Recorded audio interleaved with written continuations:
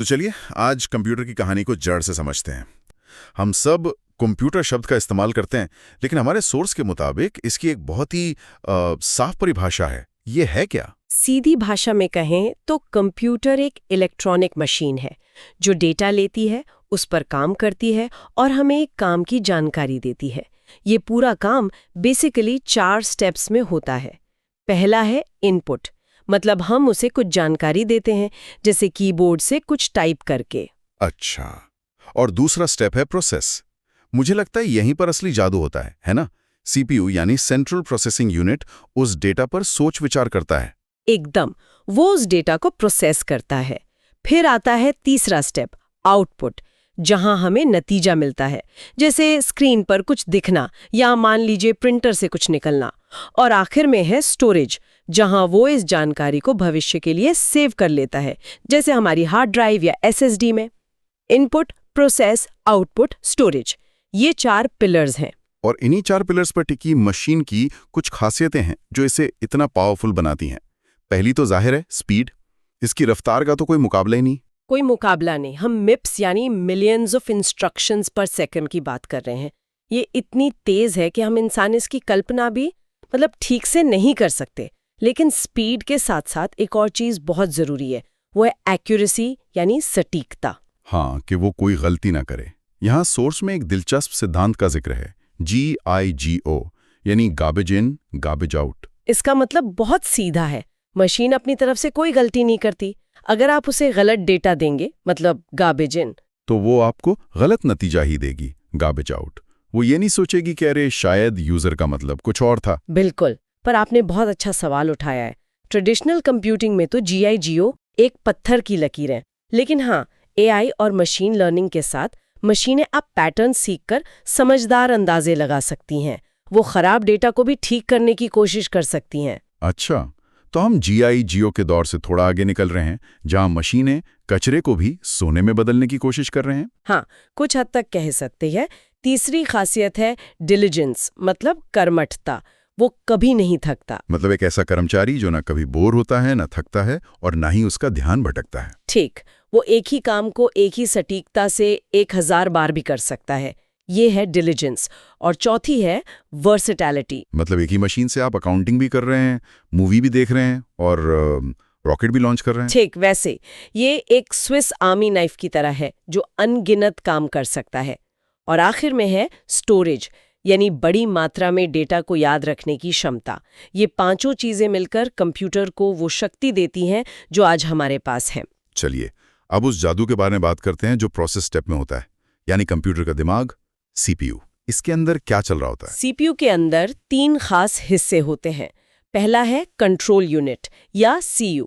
इसे आप शहर का ट्रैफिक पुलिस वाला समझ सकते हैं। इसका काम है ये देखना कि कौन सा डेटा कहाँ जाएगा, कौन सा ऑपरेशन कब होगा। ये पूरे सिस्टम को मैनेज करता है। और दूसरा हिस्सा अरिथमेटिक लॉजिक यूनिट या ALU।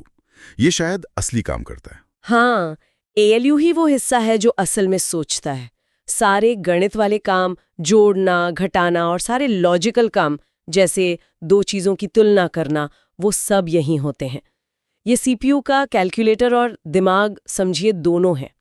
और तीसरा हिस्सा है रजिस्टर्स, जो बहुत तेज रफ्तार वाली छोटी छोटी याददाश्त की जगह हैं। तो जब ALU कोई कैलकुलेशन कर रहा होता है तो वो डेटा को इन्हीं रजिस्टर्स में रखता है ताकि फटाफट काम हो सके। बिल्कुल, और इन सब की रफ्तार को एक चीज तय करती है, क्लॉक स्पीड। क्लॉक स्पीड, ये क्या है? इसे कैसे समझें? क्लॉक स्पीड को आप CPU के दिल की धड़कन समझ सकते हैं। इसे गीगाहर्ट्ज में मापा जाता है। जितनी तेज धड़कन यानी जितने ज्यादा गीगाहर्ट्ज, उतनी ही तेजी से वो किसी भी काम को प्रोसेस कर सकता है। तो ये है आज के कंप्यूटर का दिमाग। लेकिन ये जटिल डिजाइन मतलब रातों रात तो नहीं बना। इसकी जड़ें उन मैकेनिकल मशीनों में हैं जहां ये सारे काम गियर और लीवर से होते थे। चलिए उस दौर में चलते हैं। हाँ, प्री कंप्यूटर युग में सोर्स हमें 5000 साल पीछे ले जाता है, 3000 ईसा पूर्व के एबकस तक। ये गिनती करने वाला पहला उपकरण था जिसमें मोतियों को खिसकाकर गणना की जाती थी। ये कंप्यूटिंग का सबसे पहला रूप था। उसके हजारों साल बाद 1642 में ब्लेस पास्कल ने एक मैकेनिकल कैलकुलेटर बनाया, पास्कल्स कैलकुलेटर। ये गियर और पहियों से बना था और सिर्फ जोड़ घटा सकता था। लेकिन ये एक बहुत बड़ा कदम था, क्योंकि ये गणना को ऑटोमेट करने की पहली कोशिशों में से एक था। और फिर आते हैं वो शख्स जिन्हें हम कंप्यूटर का जनक कहते हैं, चार्ल्स बैबेज। उन्होंने 1822 में डिफरेंस इंजन बनाया। हाँ, बैबेज का सपना था एक ऐसी मशीन बनाना जो इंसानी गलती के बिना गणितीय टेबल बना सके। डिफरेंस इंजन उसी सपने का नतीजा था, लेकिन उनका असली क्रांतिकारी आइडिया इसके बाद आया। 1837 का एनालिटिकल इंजन, इसे आधुनिक कंप्यूटर का वैचारिक पूर्वज, कंसेप्चुअल एंसेस्टर क्यों कहा जाता है? क्योंकि पहली बार किसी ने एक ऐसी मशीन की कल्पना की जिसमें आज के कंप्यूटर वाले सारे हिस्से थे। उसमें एक मिल था जो आज के ALU की तरह काम करता था, एक स्टोर था जो आज की मेमोरी की तरह था, और सबसे बड़ी बात, उसे पंच कार्ड से निर्देश दिए जा सकते थे। मतलब वो प्रोग्रामेबल था। ये अपने समय से 100 साल आगे की सोच थी। और इस सोच को हकीकत के करीब लाने में 3 लोगों का बहुत बड़ा हाथ रहा। पहले तो खुद चार्ल्स बैबेज। हाँ, बैबेज ने वो नींव रखी जिस पर आज की पूरी डिजिटल दुनिया खड़ी है। वो एक दूरदर्शी थे जिन्होंने मैकेनिकल युग में ही डिजिटल युग की कल्पना कर ली थी। उनके साथ थी एडा लवलेस, जिन्हें दुनिया की पहली प्रोग्रामर कहा जाता है।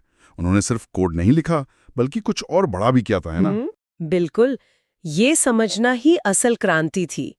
एडा लवलीस ने देखा कि अगर बैबेज की मशीन नंबरों के सिंबल को प्रोसेस कर सकती है, तो वो किसी भी तरह के सिंबल को प्रोसेस कर सकती है, चाहे वो संगीत के नोट्स हों या तार्किक विचार। उन्होंने सिर्फ कोड नहीं लिखा, उन्होंने कंप्यूटिंग की सार्वभौमिक यानी यूनिवर्सल क्षमता को पहचाना।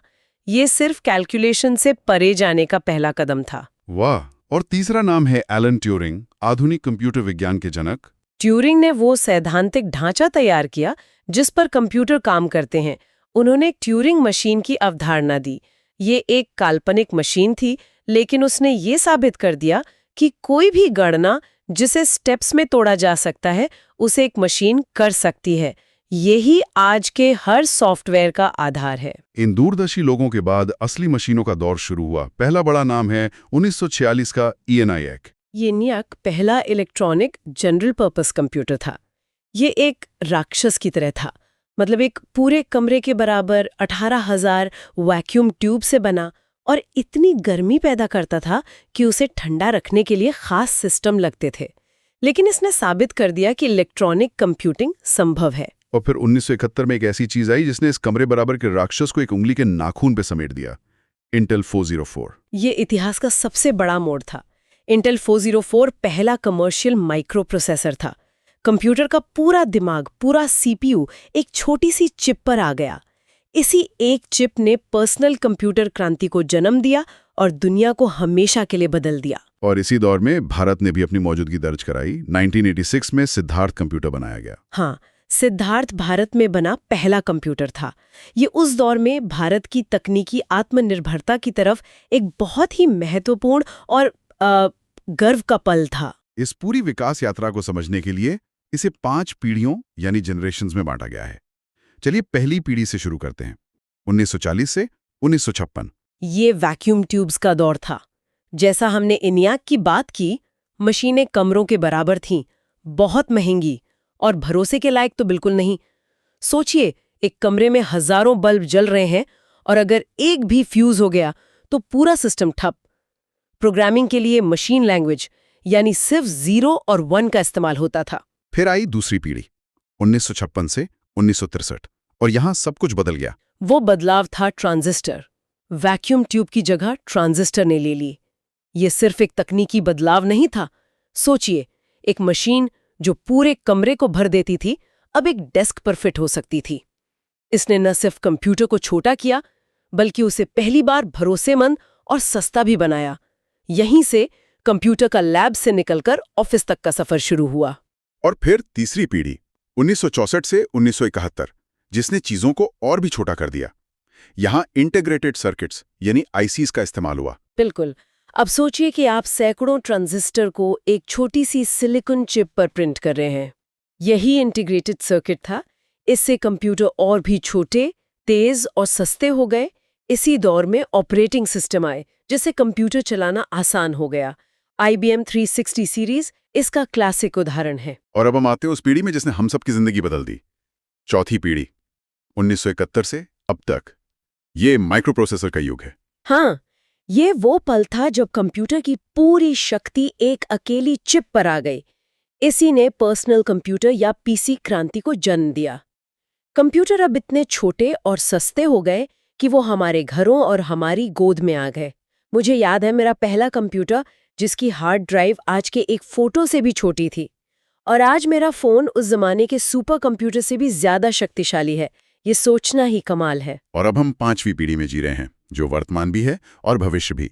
ये आर्टिफिशियल इंटेलिजेंस का दौर है। हाँ, ये वो पीढ़ी है जहां कंप्यूटर सिर्फ निर्देश फॉलो नहीं कर रहा, बल्कि खुद सीख रहा है, देख रहा है और इंसानी भाषा समझ रहा है। हम ULSI यानी अल्ट्रा लार्ज स्केल इंटीग्रेशन और ख़ास AI चिप्स की बात कर रहे हैं। क्वांटम कंप्यूटिंग भी इसी पीढ़ी का भविष्य है, जो कंप्यूटिंग को उन स्तरों पर ले जाएगी जिसकी हम आज कल्पना भी नहीं कर सकते। IBM Watson, Google deep mind और भारत का परम सिद्धि AI, ये सब इसी पीढ़ी के उदाहरण हैं। यह विकास यात्रा वाकई शानदार है। इस क्रांति ने एक पूरा परिवार बना दिया है कंप्यूटरों का। तो अब इन्हें पहचाना कैसे जाए? हमारे सोर्स में इन्हें वर्गीकृत करने के 3 तरीके बताए गए हैं। हाँ, पहला तरीका है डेटा हैंडलिंग के आधार पर। इसमें 3 तरह के कंप्यूटर हैं।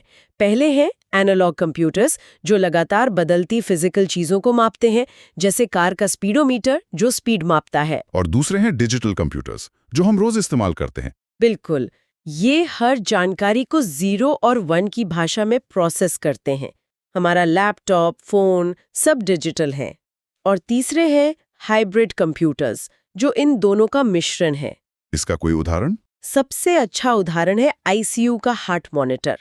वो मरीज की धड़कन, जो कि एक एनालॉग डेटा है, उसको लगातार मापता है और उसे स्क्रीन पर नंबरों में, मतलब डिजिटल डेटा में दिखाता है। पेट्रोल पंप की मशीन भी एक हाइब्रिड कंप्यूटर है। वर्गीकरण का दूसरा आधार है उद्देश्य, यानी पर्पस। यहाँ 2 ही कैटेगरी हैं। जनरल पर्पस, जैसे हमारा लैपटॉप, जो 100 अलग-अलग काम कर सकता है। और दूसरा है स्पेशल पर्पस, जो सिर्फ एक ही काम के लिए बना है और उसे बहुत अच्छे से करता है, जैसे ATM मशीन या वॉशिंग मशीन। और तीसरा आधार है आकार। यहाँ एक पूरी रेंज है, छोटे से लेकर विशाल तक। वर्कस्टेशंस, जो दिखने में तो डेस्कटॉप जैसे होते हैं, पर बहुत ज्यादा पावरफुल होते हैं। इन्हें इंजीनियर्स या वीडियो एडिटर्स जैसे प्रोफेशनल इस्तेमाल करते हैं। और इनसे बड़े होते हैं मिनी कंप्यूटर्स और मेन फ्रेम कंप्यूटर्स। इनमें क्या फर्क है? मिनी कंप्यूटर्स अब उतने चलन में नहीं है, लेकिन मेन फ्रेम आज भी बहुत जरूरी है। ये बहुत बड़े शक्तिशाली कंप्यूटर होते हैं जिन्हें बैंक या एयरलाइंस जैसी बड़ी कंपनियां इस्तेमाल करती हैं। इनका काम लाखों ट्रांजैक्शंस को एक साथ बिना फेल हुए प्रोसेस करना होता है।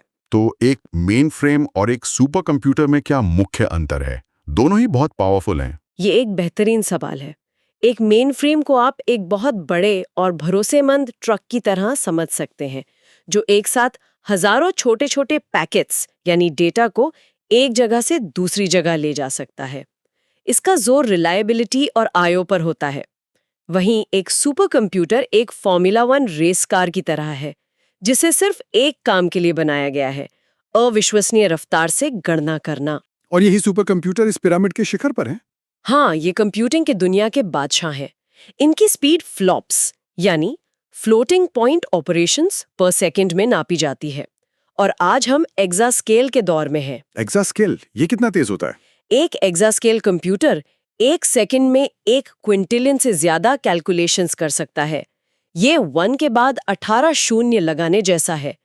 ये इतनी ज्यादा कंप्यूटिंग पावर है कि इसका इस्तेमाल ब्रह्मांड के रहस्यों को सुलझाने, नए टीके डिजाइन करने और जलवायु परिवर्तन को समझने जैसे कामों में होता है। दुनिया के सबसे तेज सुपर कंप्यूटर कौन से हैं? सोर्स के मुताबिक आज दुनिया का सबसे तेज सुपर कंप्यूटर अमेरिका का फ्रंटियर है। ये पहला कंप्यूटर है जिसने आधिकारिक तौर पर एक्सास्केल की सीमा को पार किया है।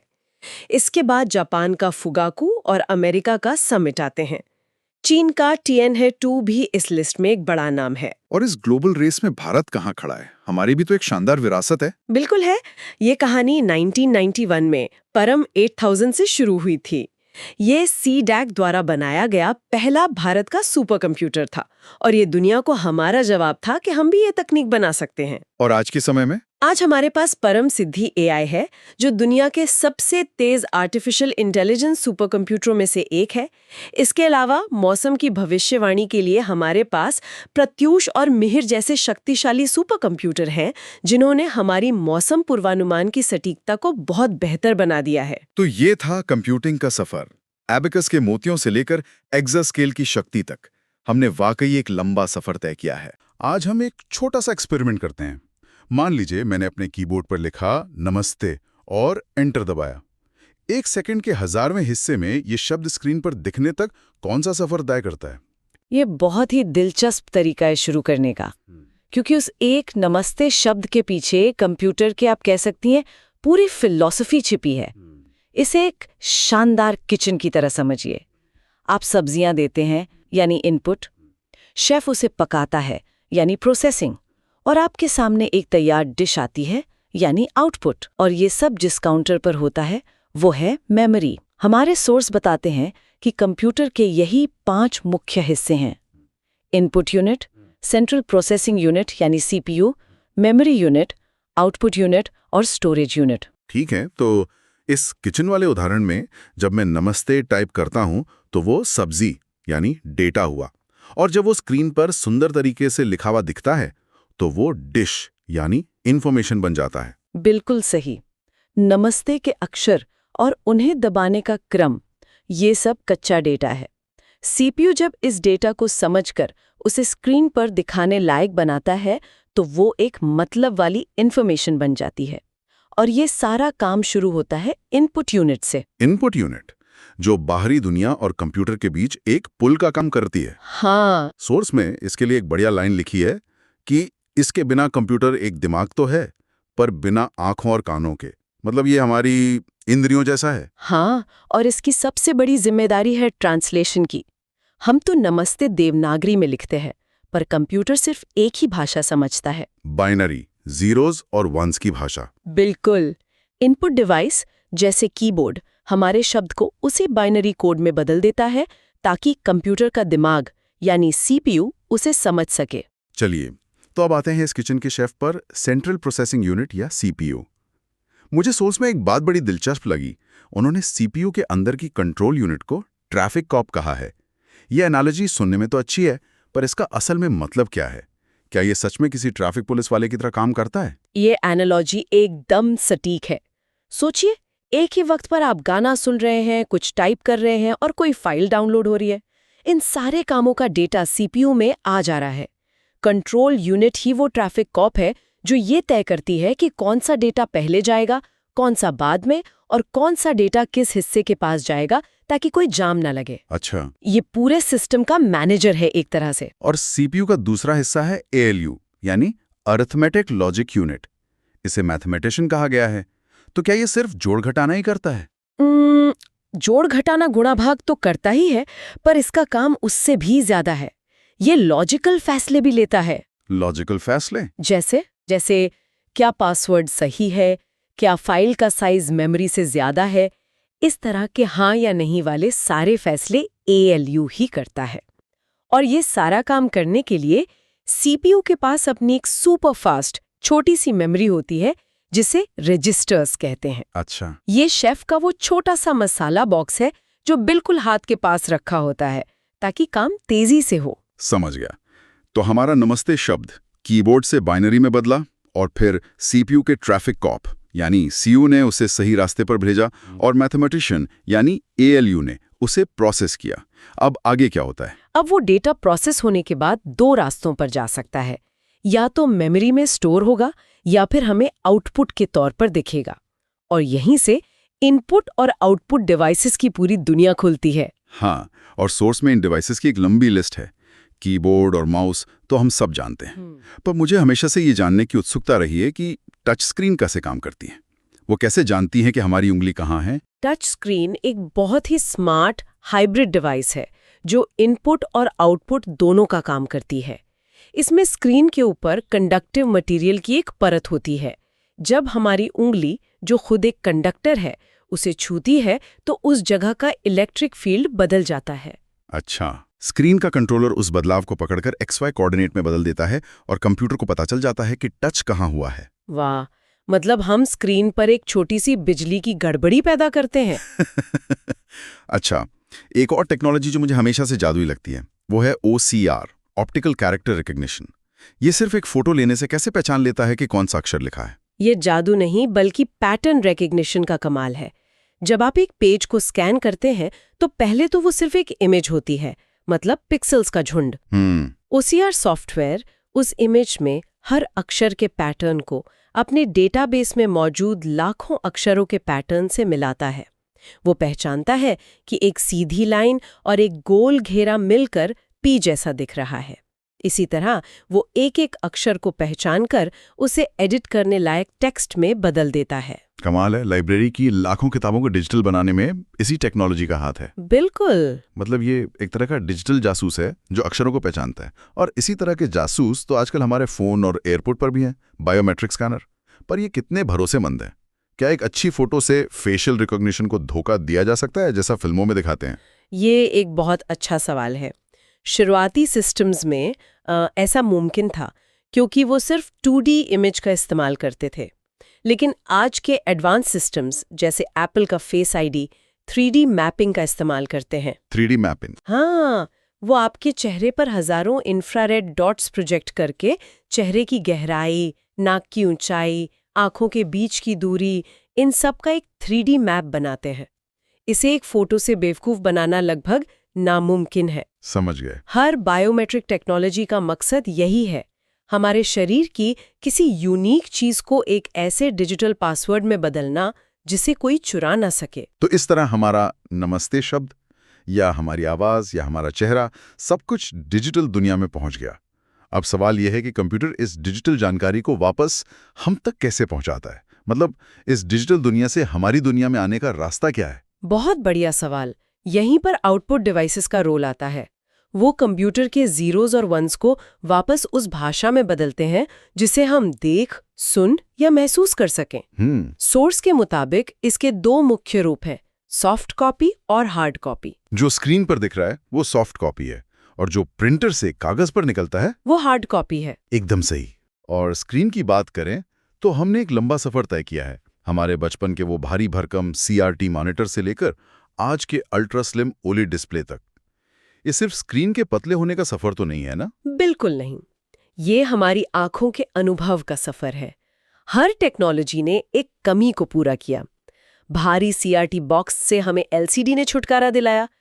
LED ने उसी LCD को और ज्यादा ब्राइट और पावर एफिशिएंट बनाया। और OLED तो एक क्रांति है। क्रांति कैसे?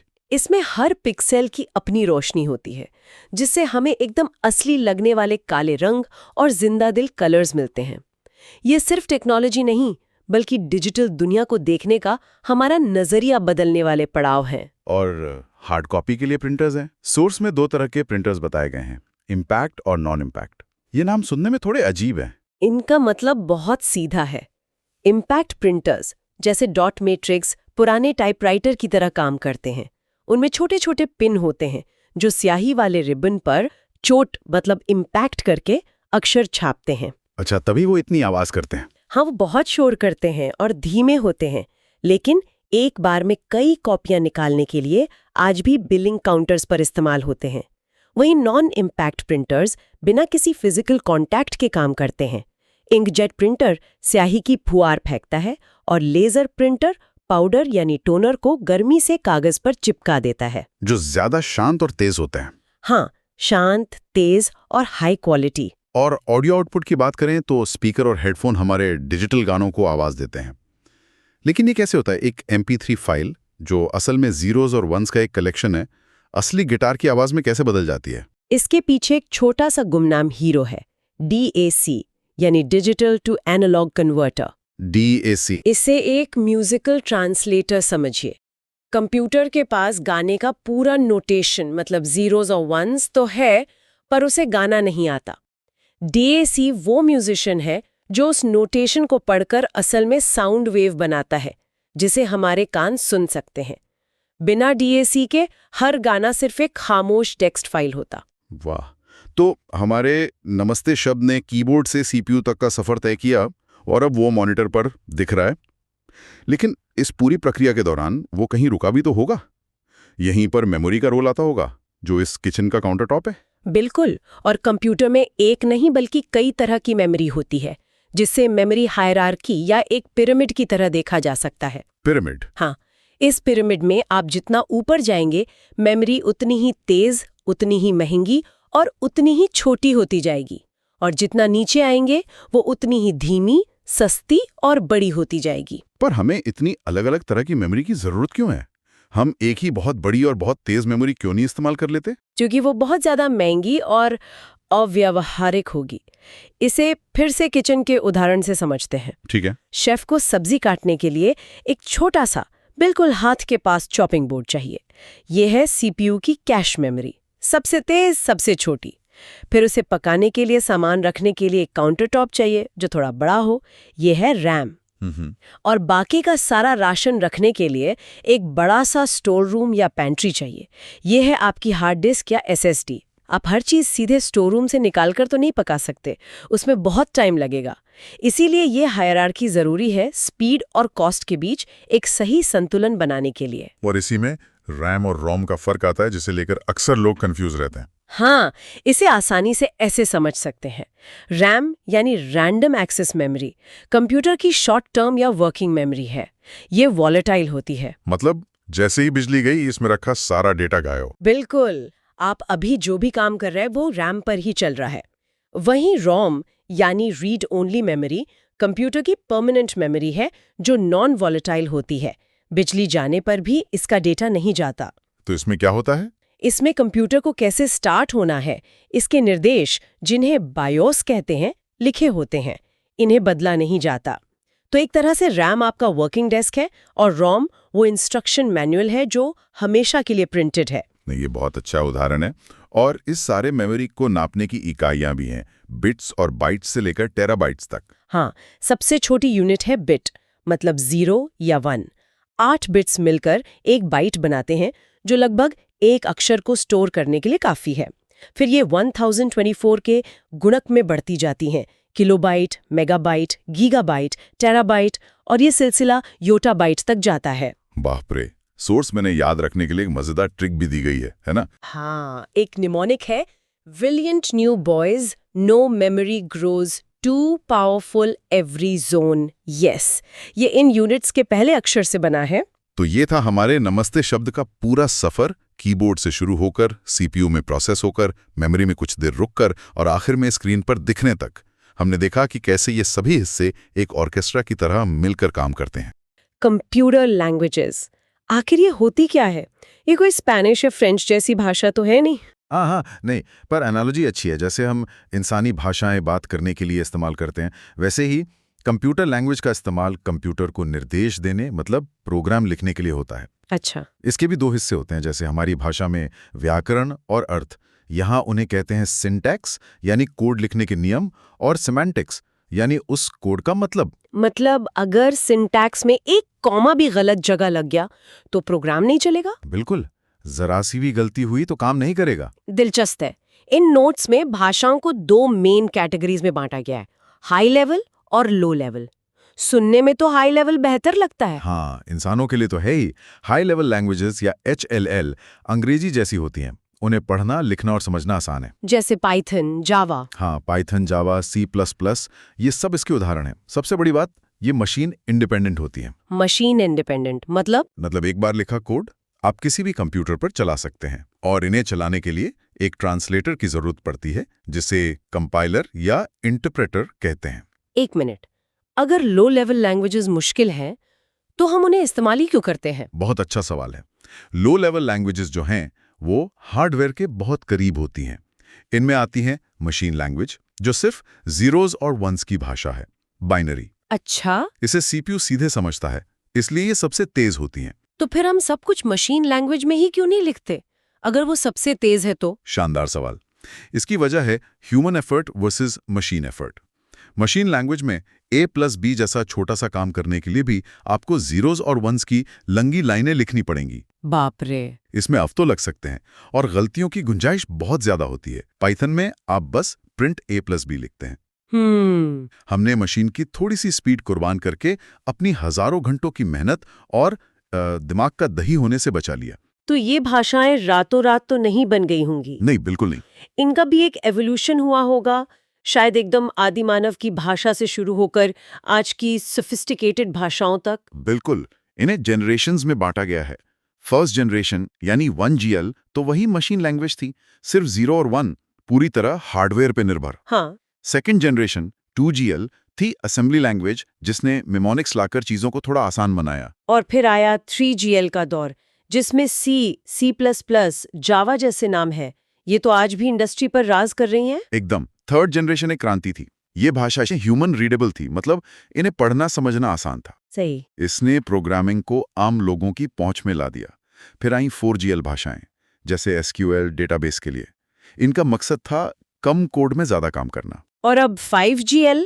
और आज हम 5GL के दौर में हैं, जिसका फोकस AI और प्रॉब्लम सॉल्विंग पर है।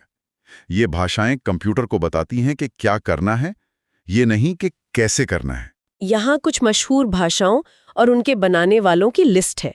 C, पाइथन, जावा, ये नाम तो हर जगह सुनाई देते हैं। हाँ। ये दिलचस्प है कि 1972 की C आज भी इतनी जरूरी है, जबकि 1991 की पाइथन ने AI और डेटा साइंस पर कब्जा कर लिया है। बिल्कुल, ये उनकी बनावट के फर्क की वजह से है। डेनिस रिची की बनाई हुई C आपको गाड़ी का इंजन खुद बनाने की ताकत देती है, हर पुर्जा आपके कंट्रोल में। अच्छा। इसीलिए ऑपरेटिंग सिस्टम जैसा कोर सॉफ्टवेयर आज भी C में लिखा जाता है।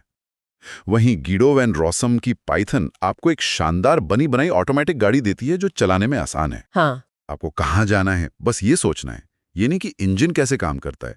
यही फर्क उन्हें अपने अपने डोमेन का राजा बनाता है। और ग्रेस हॉपर का बनाया कोबोल, ये नाम भी बहुत बड़ा है। ग्रेस हॉपर तो एक लेजेंड है। उन्होंने 1959 में कोबोल को बिजनेस और बैंकिंग के लिए बनाया। दशकों तक सारे बैंक्स और बड़े फाइनेंशियल सिस्टम्स कोबोल पर ही चलते थे। अच्छा। और मजे की बात यह है कि कंप्यूटर में बग शब्द को पॉपुलर करने का श्रेय भी उन्हीं को जाता है। वो कैसे? जब एक असली कीड़ा, एक मॉथ, उनके कंप्यूटर में घुस गया था और सिस्टम बंद पड़ गया था। कमाल है। तो हमने ये तो समझ लिया कि कंप्यूटर से बात करने के लिए भाषाएं यानी शब्द कैसे बने। लेकिन सिर्फ शब्दों से तो काम नहीं चलता, हमें पूरी कहानी लिखनी पड़ती है। और शायद यही है जो सॉफ्टवेयर कहलाता है। एकदम सही। अगर भाषाएं ईंटें हैं तो सॉफ्टवेयर उन ईंटों से बनी पूरी इमारत है।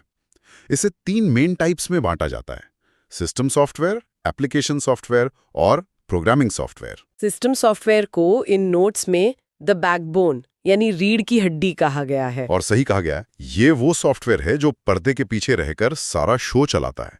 ये हार्डवेयर को मैनेज करता है। इसमें सबसे बड़ा हीरो है ऑपरेटिंग सिस्टम यानी OS, जैसे विंडोज, मैक OS या लाइनेक्स। बिल्कुल। फिर आते हैं यूटिलिटी प्रोग्राम्स, जैसे एंटीवायरस जो आपके सिस्टम का बॉडीगार्ड है, और डिस्क क्लीनअप जो घर की सफाई करता है। और इसमें डिवाइस ड्राइवर्स और फर्मवेयर का भी जिक्र है। ये थोड़ी कंफ्यूजिंग लगते हैं। चलिए आसान बनाते हैं। डिवाइस ड्राइवर एक ट्रांसलेटर की तरह है। जब आप एक नया प्रिंटर लाते हैं तो आपका OS नहीं जानता कि उस प्रिंटर से कैसे बात करनी है।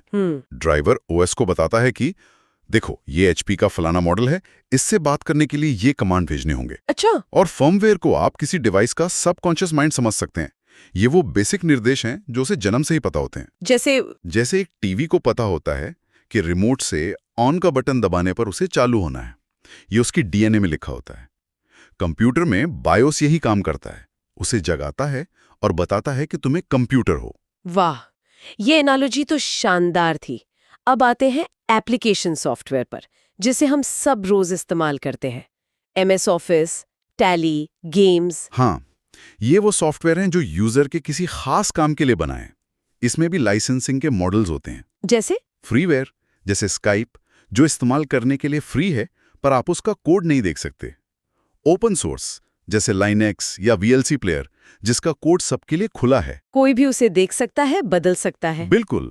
और प्रोप्राइटरी, जैसे एडोब फोटोशॉप या विंडोज, जिसके लिए आपको पैसे देके लाइसेंस खरीदना पड़ता है। हमने कंपाइलर और इंटरप्रेटर की बात की थी।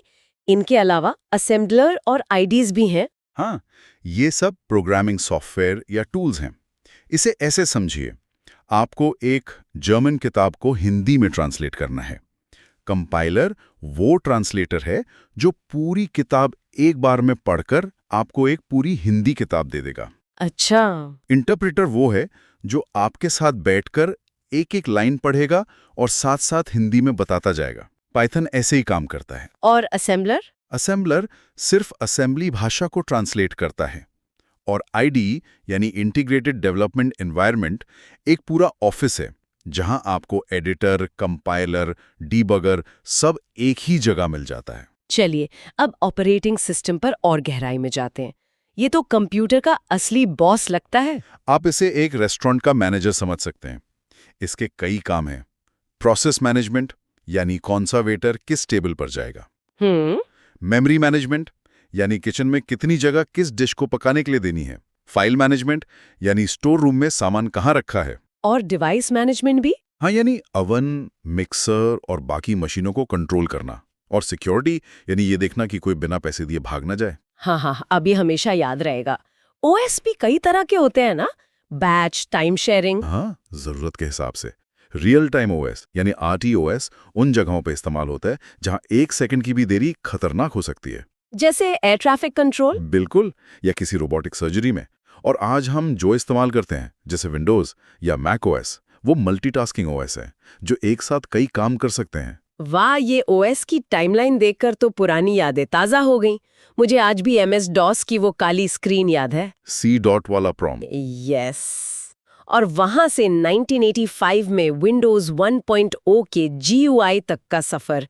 ये तो जैसे किसी ने अचानक दुनिया को ब्लैक एंड व्हाइट से रंगीन कर दिया हो। बिल्कुल, वो एक बहुत बड़ा लीप था। 1969 में यूनिक्स ने मल्टी यूजर सिस्टम की नींव रखी। फिर 1991 में लाइनस टॉरवर्ड्स ने लिनक्स कर्नल बनाया और ओपन सोर्स क्रांति शुरू हो गई। चलिए अब थियोरी से हटकर कुछ प्रैक्टिकल चीजों पर आते हैं। शॉर्टकट्स ये अक्सर पता होते हैं पर हम इस्तेमाल नहीं करते। और ये मिनटों का काम सेकंडों में कर सकते हैं। कुछ विंडोज की के हीरो हैं, Win+D, जो तुरंत सारी विंडोज को मिनिमाइज करके आपको डेस्कटॉप दिखा देता है। ये तो मीटिंग में बहुत काम आता है। बिल्कुल। Win+E से सीधा फाइल एक्सप्लोरर खुलता है। और अगर आप अपने सीट से उठ रहे हैं तो Win+L दबाकर कंप्यूटर लॉक करना एक अच्छी आदत है। और F कीज, F1 से F12 तक। मुझे लगता है F5 मतलब रिफ्रेश को छोड़कर बाकी तो कीबोर्ड पर धूल ही फांकते हैं। हाँ, सही कहा। लेकिन F2 एक छिपा हुआ हीरो है। कभी आपको 20 फाइलों के नाम बदलने हो, हाँ, बस एक पर क्लिक करें, F2 दबाएं, नाम बदले, टैब दबाकर अगली फाइल पर जाएं और फिर F2। ये आपको मिनटों के राइट क्लिक से बचाता है। अच्छा। F11 ब्राउजर को फुल स्क्रीन कर देता है और F12 किसी भी ऑफिस फाइल में सेव एज का डायलॉग बॉक्स खोल देता है। और कॉपी पेस्ट के अलावा फाइल मैनेजमेंट का कोई प्रो टिप? Ctrl+C और Ctrl+V तो सब जानते हैं, लेकिन Shift+Delete का इस्तेमाल सोच समझकर करें। ये फाइल को रिसाइकिल बिन में नहीं भेजता, सीधा परमानेंटली डिलीट कर देता है। ओह। मैं सबको एक चेतावनी देना चाहूंगा। एक बार मैंने अपनी छुट्टियों की तस्वीरों का पूरा फोल्डर गलती से परमानेंटली डिलीट कर दिया था। वो तस्वीरें फिर कभी वापस नहीं मिली। रिसाइकिल बिन एक सुरक्षा कवच की तरह है। सही बात है। चलिए अब कुछ कॉमन इंटरनेट और नेटवर्किंग टर्म्स के शॉर्ट फॉर्म्स को डिकोड करते हैं जो हम रोज देखते हैं। URL, IP, VPN। इतने सारे एक्रोनिम्स, इन्हें समझने का एक आसान तरीका है किसी चिट्ठी के सफर से तुलना करके। बढ़िया आइडिया। सोचिए आपको एक दोस्त को चिट्ठी भेजनी है। URL आपके दोस्त का घर का पता है, जैसे www.google.com। हाँ, ISP यानी इंटरनेट सर्विस प्रोवाइडर, वो डाकिया है जो आपकी चिट्ठी ले जाएगा। DNS डोमेन नेम सिस्टम एक एड्रेस बुक की तरह है जो नाम को असली पते यानी IP एड्रेस में बदलता है। अच्छा। और HTTPS वो भाषा है जिसमें चिट्ठी लिखी गई है। S का मतलब है कि चिट्ठी को एक ताले वाले बक्से में भेजा गया है, यानी सिक्योर। कमाल है। और ये मेमोरी यूनिट्स का पिरामिड, बिट, बाइट, मेगाबाइट, ये तो योटाबाइट तक जाता है। हाँ, डेटा का साइज बहुत तेजी से बढ़ा है। सबसे छोटी यूनिट है बिट। 8 बिट्स मिलकर 1 बाइट बनाते हैं, जो एक अक्षर को स्टोर करने के लिए काफी है। बिल्कुल। फिर हजारों में किलोबाइट, लाखों में मेगाबाइट, अरबों में गीगाबाइट। इसे याद रखने के लिए एक फनी निमोनिक है, brilliant new boys no memory grows to powerful every zone. ये तो अच्छा है। अब हम लगभग अंत में हैं। यहाँ ईमेल प्रोटोकॉल और कुछ फाइल फॉर्मेट्स का जिक्र है। SMTP, POP3, IMAP, ये क्या है? ये ईमेल के डाकिये हैं। SMTP का काम सिर्फ एक है, ईमेल भेजना। S for sending. POP3 और IMAP दोनों ईमेल रिसीव करने के लिए हैं। फर्क यह है कि POP3 ईमेल को सर्वर से डाउनलोड करके आपके डिवाइस पर ले आता है और सर्वर से डिलीट कर देता है। अच्छा। जबकि IMAP ईमेल को सर्वर पे ही रखता है और आपको उसकी एक कॉपी दिखाता है।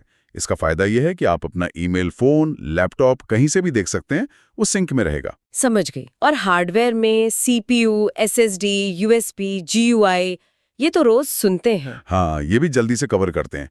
CPU कंप्यूटर का दिमाग है। SSD और SDD आपकी स्टोरेज हैं। SSD बहुत तेज होती हैं। USB वो पोर्ट है जिससे आप पेन ड्राइव कनेक्ट करते हैं। और GUI वो रंगीन दुनिया है जिसे हम अपनी स्क्रीन पर देखते हैं, आइकॉन्स, मेन्यू। इसका उल्टा होता है CLI, जो MS-DOS वाली काली स्क्रीन थी। आखिर में कुछ जरूरी नाम और फैक्ट्स को दोहरा लेते हैं। जरूर। 3 नाम जो हमेशा याद रखने चाहिए। चार्ल्स बैबेज, जिन्हें कंप्यूटर का पिता कहा जाता है, एलन ट्यूरिंग, जो आधुनिक कंप्यूटर साइंस के पिता हैं, और एडा लवलेस, जिन्हें दुनिया की पहली कंप्यूटर प्रोग्रामर माना जाता है। और 3 कॉन्सेप्ट्स। रैम एक वॉलेटाइल मतलब अस्थाई मेमोरी है, बिजली जाते ही डेटा उड़ जाता है। रोम, HDD और SSD नॉन वॉलेटाइल हैं, इनमें डेटा हमेशा रहता है। और IPv4 एक 32 बिट का एड्रेस है जो अब खत्म हो रहा है, इसलिए अब हम 128 बिट का IPv6 इस्तेमाल कर रहे हैं। हमारे पास कुछ बेहतरीन सोर्स मटेरियल है जो इंटरनेट आर्किटेक्चर, ईमेल और ई-बैंकिंग के बेसिक्स को समझाता है। तो सबसे पहले इंटरनेट असल में है क्या? ये कोई एक बादल जैसी चीज तो है नहीं जो आसमान में तैर रही है। हाँ, बिल्कुल नहीं। वही बहुत ही आम गलतफहमी है। इंटरनेट असल में इंटरकनेक्टेड कंप्यूटर्स का एक ग्लोबल नेटवर्क है और ये सब आपस में जानकारी शेयर करते हैं कुछ स्टैंडर्ड रूल्स का इस्तेमाल करके। इसे समझने का सबसे अच्छा तरीका है client server model. Client server मतलब एक ग्राहक और एक सेवा देने वाला। एग्जैक्टली। सोचिए, आपका लैपटॉप या स्मार्टफोन एक क्लाइंट है। जब आप कोई वेबसाइट खोलती हैं तो आप एक सर्वर से रिक्वेस्ट भेजती हैं। सर्वर एक बहुत पावरफुल कंप्यूटर है जहां वेबसाइट की सारी जानकारी स्टोर होती है। अच्छा। सर्वर उस रिक्वेस्ट को पूरा करके जानकारी वापस आपके डिवाइस पर भेजता है और बस वेबसाइट खुल जाती है। तो मतलब world wide web, email, online banking, ये सब इसी मॉडल पर काम करते हैं। हम रिक्वेस्ट करते हैं और कोई सर्वर हमें जवाब देता है। लेकिन ये सिस्टम बना कैसे? ये हमेशा से तो ऐसा नहीं था। नहीं, इसका एक पूरा एवोल्यूशन है। इसकी शुरुआत हुई थी 1969 में ARPANET से। ये अमेरिकी सेना का एक प्रोजेक्ट था। हाँ, मैंने सुना है ये इंटरनेट का पूर्वज था। जी। फिर 1971 में रे टॉमलिंसन ने पहला ईमेल भेजा। लेकिन असली गेम चेंजर आया 1983 में जब TCP/IP को स्टैंडर्डाइज किया गया। TCP/IP, ये नाम तो बहुत सुना है। ये क्या है असल में? ये वो भाषा और नियम हैं जिनके बिना इंटरनेट पर कोई भी 2 कंप्यूटर आपस में बात नहीं कर सकते। ये आज भी इंटरनेट के कम्युनिकेशन बैकबोन है। इसके बाद 1989 में टिम बर्नर्स-ली ने वर्ल्ड वाइड वेब का आविष्कार किया। और उसने सब कुछ बदल दिया। बिल्कुल। उसने इंटरनेट को आम इंसान के इस्तेमाल लायक चीज बना दिया। और फिर 1998 में गूगल आया। और उसने जानकारी ढूंढने का तरीका ही बदल दिया। और आज हम वेब 3.0, 5G, AI की बात कर रहे हैं। कमाल की यात्रा है। चलिए, वेब पर आते हैं। ये सब एक बहुत बड़े शहर जैसा है। अगर मुझे किसी से मिलना है तो मुझे उसका पता चाहिए होगा। इंटरनेट पर यह पता क्या होता है? ये होता है डोमेन नेम, मतलब किसी वेबसाइट का इंसानों के पढ़ने लायक पता, जैसे www.example.com। इसके 3 हिस्से हैं। आखिर में है .com। यह है टॉप लेवल डोमेन या TLD। हाँ, जैसे .com कमर्शियल के लिए, .org नॉन प्रॉफिट के लिए, .gov सरकारी वेबसाइट्स के लिए, है ना? बिल्कुल। और .in इंडिया या .USA जैसे कंट्री स्पेसिफिक TLDs भी होते हैं। सही। फिर बीच में है एग्जाम्पल, ये मुख्य डोमेन नेम है जो उस ब्रांड का यूनिक नाम है। और शुरू में www एक सब डोमेन है। तो डोमेन नेम एक बड़े एड्रेस का हिस्सा है जिसे URL कहते हैं। सही कहा। URL का मतलब है यूनिफॉर्म रिसोर्स लोकेटर। ये किसी भी चीज का वेब पर पूरा पता होता है। सोर्स में एक बहुत अच्छी एनालॉजी दी गई है क्या? कि एक डोमेन बिल्डिंग का नाम है URL उस बिल्डिंग के एक खास कमरे तक पहुंचने का रास्ता है। वाह, ये तो बहुत अच्छे से समझ आया। मतलब example.com बिल्डिंग है और example.com पेज 1 उस बिल्डिंग का पेज 1 नाम का कमरा है। एकदम सही। अगर हम पूरे URL https://www.example.com पेज 1 को देखें तो इसमें HTTP प्रोटोकॉल है, www.example.com सर्वर की पहचान है और पेज 1 उस खास पेज का रास्ता है। ठीक है, तो URL हमें सही सर्वर तक ले जाता है, लेकिन एक बार हमारा ब्राउज़र उस सर्वर के दरवाजे पर पहुंच गया तो वो अंदर बात कैसे करता है? और बात करता है प्रोटोकॉल के जरिए। ये कम्युनिकेशन के सेट रूल्स हैं। वेब के लिए ये भाषा है HTTP यानी हाइपरटेक्स्ट ट्रांसफर प्रोटोकॉल। लेकिन HTTP तो अब कम दिखता है। अब ज़्यादातर वेबसाइट्स पर HTTPS दिखता है, जिसके आगे एक ताला बना होता है। हाँ, क्योंकि HTTP अनसिक्योर्ड होता है। HTTPS का मतलब है HTTP सिक्योर्ड। वो SSL, TLS नाम की टेक्नोलॉजी से डेटा को एन्क्रिप्ट कर देता है, मतलब उसे एक कोड में बदल देता है, ताकि कोई बीच में आपकी बातें सुन ना सके। एग्जैक्टली। इससे आपका कनेक्शन प्राइवेट और सुरक्षित रहता है। और फाइल ट्रांसफर के लिए भी कोई अलग प्रोटोकॉल है? हाँ, उसके लिए है FTP यानी फाइल ट्रांसफर प्रोटोकॉल। और इन सब प्रोटोकॉल्स के नीचे, जैसा हमने पहले बात की, TCP/IP काम करता है, जो पूरे इंटरनेट की नींव है। ये तो हुई वेब की बात। ईमेल के लिए भी ऐसे ही खास प्रोटोकॉल होते होंगे? हाँ, और ये बहुत दिलचस्प है। ईमेल भेजने के लिए एक अलग प्रोटोकॉल है और रिसीव करने के लिए अलग। एक मिनट, ये अलग-अलग क्यों है? जब हम एक चिट्ठी भेजते हैं तो पोस्ट ऑफिस भेजने और पाने दोनों का काम करता है। यहाँ दो अलग सिस्टम क्यों? बहुत अच्छा सवाल है।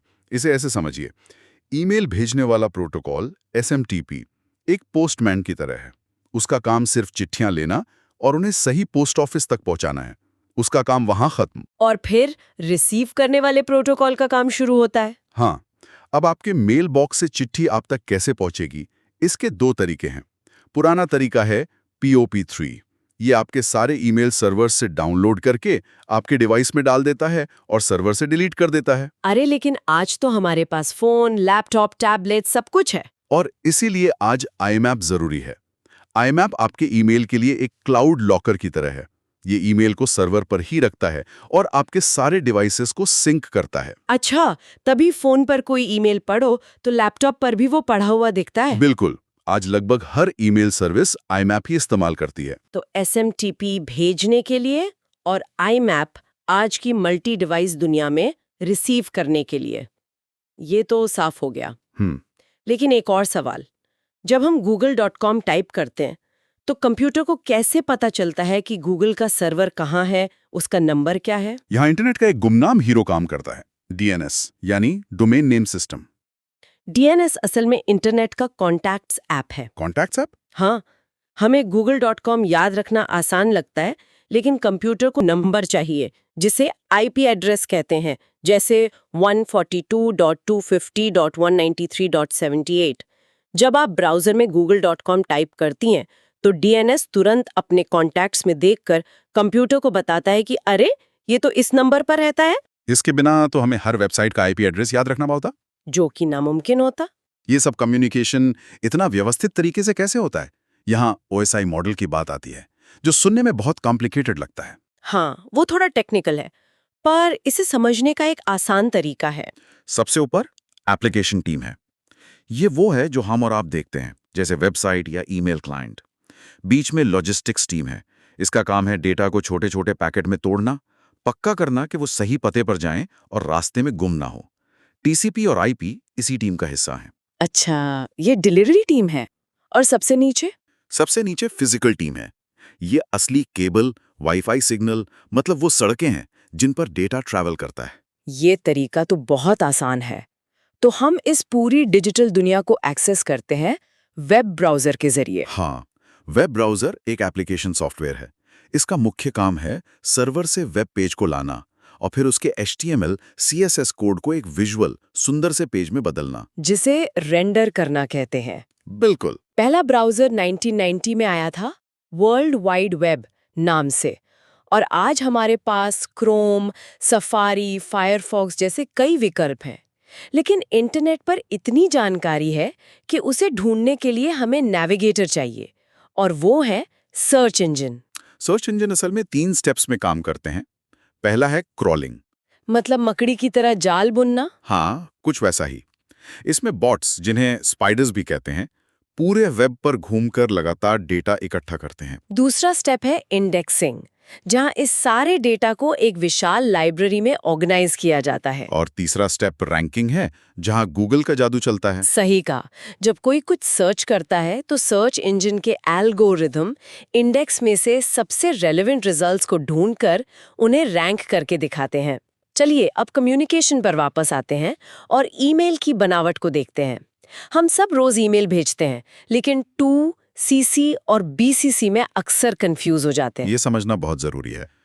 टू फील्ड में वो लोग होते हैं जिन्हें आप डायरेक्टली ईमेल भेज रही हैं। दिन से जवाब की उम्मीद है। हाँ, सीसी का मतलब है कार्बन कॉपी। ये उन लोगों के लिए है जिन्हें आप बस लूप में रखना चाहती हैं जानकारी के लिए। और टू और सीसी वाले एक दूसरे को देख सकते हैं। जी, सब देख सकते हैं कि ईमेल किसे किसे गया है। और बीसीसी यानी ब्लाइंड कार्बन कॉपी, इसका सही इस्तेमाल क्या है? बीसीसी प्राइवेसी के लिए है। ये एक छिपा हुआ प्राप्त करता है। टू और सीसी फील्ड वाले लोग ये नहीं देख सकते कि बीसीसी में किसे रखा गया है। अच्छा, ये तब बहुत उपयोगी है जब आप बहुत से लोगों को एक साथ ईमेल भेज रही हो और आप नहीं चाहती कि सबकी ईमेल एड्रेस एक दूसरे को पता चले। ये तो बहुत काम की बात है। अब इस इकोसिस्टम के आखिरी हिस्से पर आते हैं, फाइनेंस। ई बैंकिंग ने तो जिंदगी बदल दी है। बिल्कुल। ई बैंकिंग का मतलब है इलेक्ट्रॉनिक चैनलों का उपयोग करके बैंक शाखा में जाए बिना बैंकिंग सेवाओं का लाभ उठाना। सबसे बड़ा फायदा है 24/7 एक्सेस। हाँ, आप आधी रात को भी बिल पेमेंट या फंड ट्रांसफर कर सकते हैं। भारत में फंड ट्रांसफर के लिए एनईएफटी एक बहुत ही लोकप्रिय सिस्टम रहा है। ये कैसे काम करता है? एनईएफटी यानी नेशनल इलेक्ट्रॉनिक फंड्स ट्रांसफर, इसे आरबीआई ने 2005 में लॉन्च किया था। इसकी खास बात यह है कि इसमें सेटलमेंट बैच वाइज होता है। बैच वाइज सेटलमेंट, इसका क्या मतलब है? क्या ये यूपीआई की तरह तुरंत नहीं होता? नहीं, इसका मतलब है कि आरबीआई आपके ट्रांजैक्शन को तुरंत प्रोसेस नहीं करता, बल्कि उन्हें इकट्ठा करके हर आधे घंटे के बैच में एक साथ प्रोसेस करता है। ओह अच्छा, तभी कभी थोड़ा समय लग जाता है। हाँ, हो सकता है आपके पैसे पहुंचने में कुछ मिनट या आधे घंटे तक का समय लग जाए, पर दिसंबर 2019 से यह सुविधा 24/7 उपलब्ध है। इतने सारे डिजिटल लेन देन के साथ सुरक्षा सबसे महत्वपूर्ण है। यहाँ क्रिप्टोग्राफी की भूमिका आती है, जो सुनने में किसी जासूसी फिल्म का शब्द लगता है। ये है भी कुछ वैसा ही। क्रिप्टोग्राफी का मतलब है कम्युनिकेशन को सुरक्षित करना, एन्क्रिप्शन और डिक्रिप्शन के माध्यम से। इनक्रिप्शन मतलब डेटा को एक सीक्रेट कोड में बदलना। हाँ, और डिक्रिप्शन में उसे वापस ओरिजिनल फॉर्म में लाना। इसके 2 मुख्य प्रकार हैं, सिमेट्रिक और एसिमेट्रिक। सिमेट्रिक की में एक ही चाबी होती है, जिससे ताला लगाया भी जाता है और खोला भी जाता है। जैसे घर की चाबी? बिल्कुल। ये तेज है लेकिन जोखिम भरा है। अगर चाबी गलत हाथ में लग गई तो सब खत्म। और असिमेट्रिक? एसिमेट्रिक ज्यादा सुरक्षित और मॉडर्न तरीका है। इसमें 2 चाबियां होती हैं, एक पब्लिक की और एक प्राइवेट की। पब्लिक की एक खुले मेल बॉक्स की तरह है, जिसे आप किसी को भी दे सकती हैं। कोई भी उसमें मैसेज डाल सकता है। लेकिन उसे खोलेगा कौन? उसे खोलने के लिए एक प्राइवेट की चाहिए, जो सिर्फ आपके पास होती है। HTTPS और ज्यादातर ऑनलाइन सिक्योरिटी इसी पर आधारित है। फिर भी हम फिशिंग और स्पूफिंग जैसे हमलों के बारे में सुनते रहते हैं। ये क्या है? फिशिंग एक तरह का धोखा है। इसमें हमलावर नकली ईमेल्स या वेबसाइट बनाकर आपकी लॉगिन जानकारी या क्रेडिट कार्ड डिटेल्स चुराने की कोशिश करते हैं। वो आपको डराती है कि आपका अकाउंट ब्लॉक हो गया है, तुरंत इस लिंक पर क्लिक करें। बिल्कुल, ये तो बहुत आम है। पिछले ही महीने मेरे एक रिश्तेदार को एक ईमेल आया जो हूबहू उनके बैंक जैसा लग रहा था। शुक्र है उन्होंने पहले मुझे फोन कर लिया। यही जागरूकता है। और स्पूफिंग इससे एक कदम आगे है। इसमें कोई आपके बैंक या किसी भरोसेमंद सोर्स की पहचान ही चुरा लेता है। तो इनसे बचाव कैसे करें? फायरवॉल जैसा कुछ? हाँ, फायरवॉल एक जरूरी टूल है। यह आपके कंप्यूटर और इंटरनेट के बीच एक डिजिटल गार्ड की तरह काम करता है। ये आने और जाने वाले सारे डेटा को चेक करता है और किसी भी संदिग्ध चीज को रोक देता है।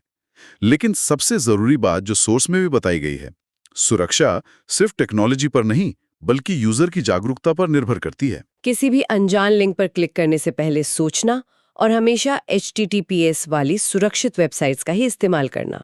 हमारे पास कुछ बेहतरीन सोर्स मटेरियल है जो नेटवर्किंग, सिक्योरिटी और कोड के इन कॉम्प्लेक्स टॉपिक्स को परत दर परत खोलता है। नेटवर्किंग का मतलब है कई कंप्यूटर्स या डिवाइसेस को आपस में जोड़ना ताकि वो रिसोर्स शेयर कर सके और बात कर सके। और ये नेटवर्क साइज में बहुत अलग अलग हो सकते हैं। सबसे छोटा नेटवर्क वो तो हमारे बहुत करीब है। सोचिए आपके कान में लगा ब्लूटूथ हेडफोन और आपका फोन। अच्छा, ये दोनों आपस में बात कर रहे हैं। ये सबसे छोटा नेटवर्क है जिसे हम पैन या पर्सनल एरिया नेटवर्क कहते हैं। इसकी रेंज बस कुछ मीटर्स होती है। ओके, तो ये हुआ पैन। और मेरे घर का वाईफाई जिससे मेरा लैपटॉप, टीवी और फोन सब कनेक्टेड है, वो क्या है? वो इसका अगला लेवल है, लैन, मतलब लोकल एरिया नेटवर्क। ये एक घर, ऑफिस या एक बिल्डिंग जितने एरिया को कवर करता है। अच्छा। इसका मेन काम है एक लिमिटेड एरिया में डिवाइसेस को तेजी से एक दूसरे से जोड़ना। और जब ये बिना तारों के होता है तो वो WLAN या वायरलेस लैन बन जाता है, जो हमारा वाईफाई है बेसिकली। पैन, लैन, इसके बाद क्या आता है? मतलब जब हम शहर के लेवल पर बात करते हैं तब आता है मैन, यानी मेट्रोपॉलिटन एरिया नेटवर्क। ये पूरे शहर को कवर कर सकता है। जैसे cable TV. Exactly. Cable TV का नेटवर्क इसका एक क्लासिक उदाहरण है। और इन सबसे ऊपर जो पूरी दुनिया को जोड़ता है वो है WAN, वाइड एरिया नेटवर्क। हाँ, और इसका सबसे बड़ा उदाहरण तो इंटरनेट खुद है। तो हम एक पर्सनल नेटवर्क से शुरू करके ग्लोबल नेटवर्क तक पहुंच गए।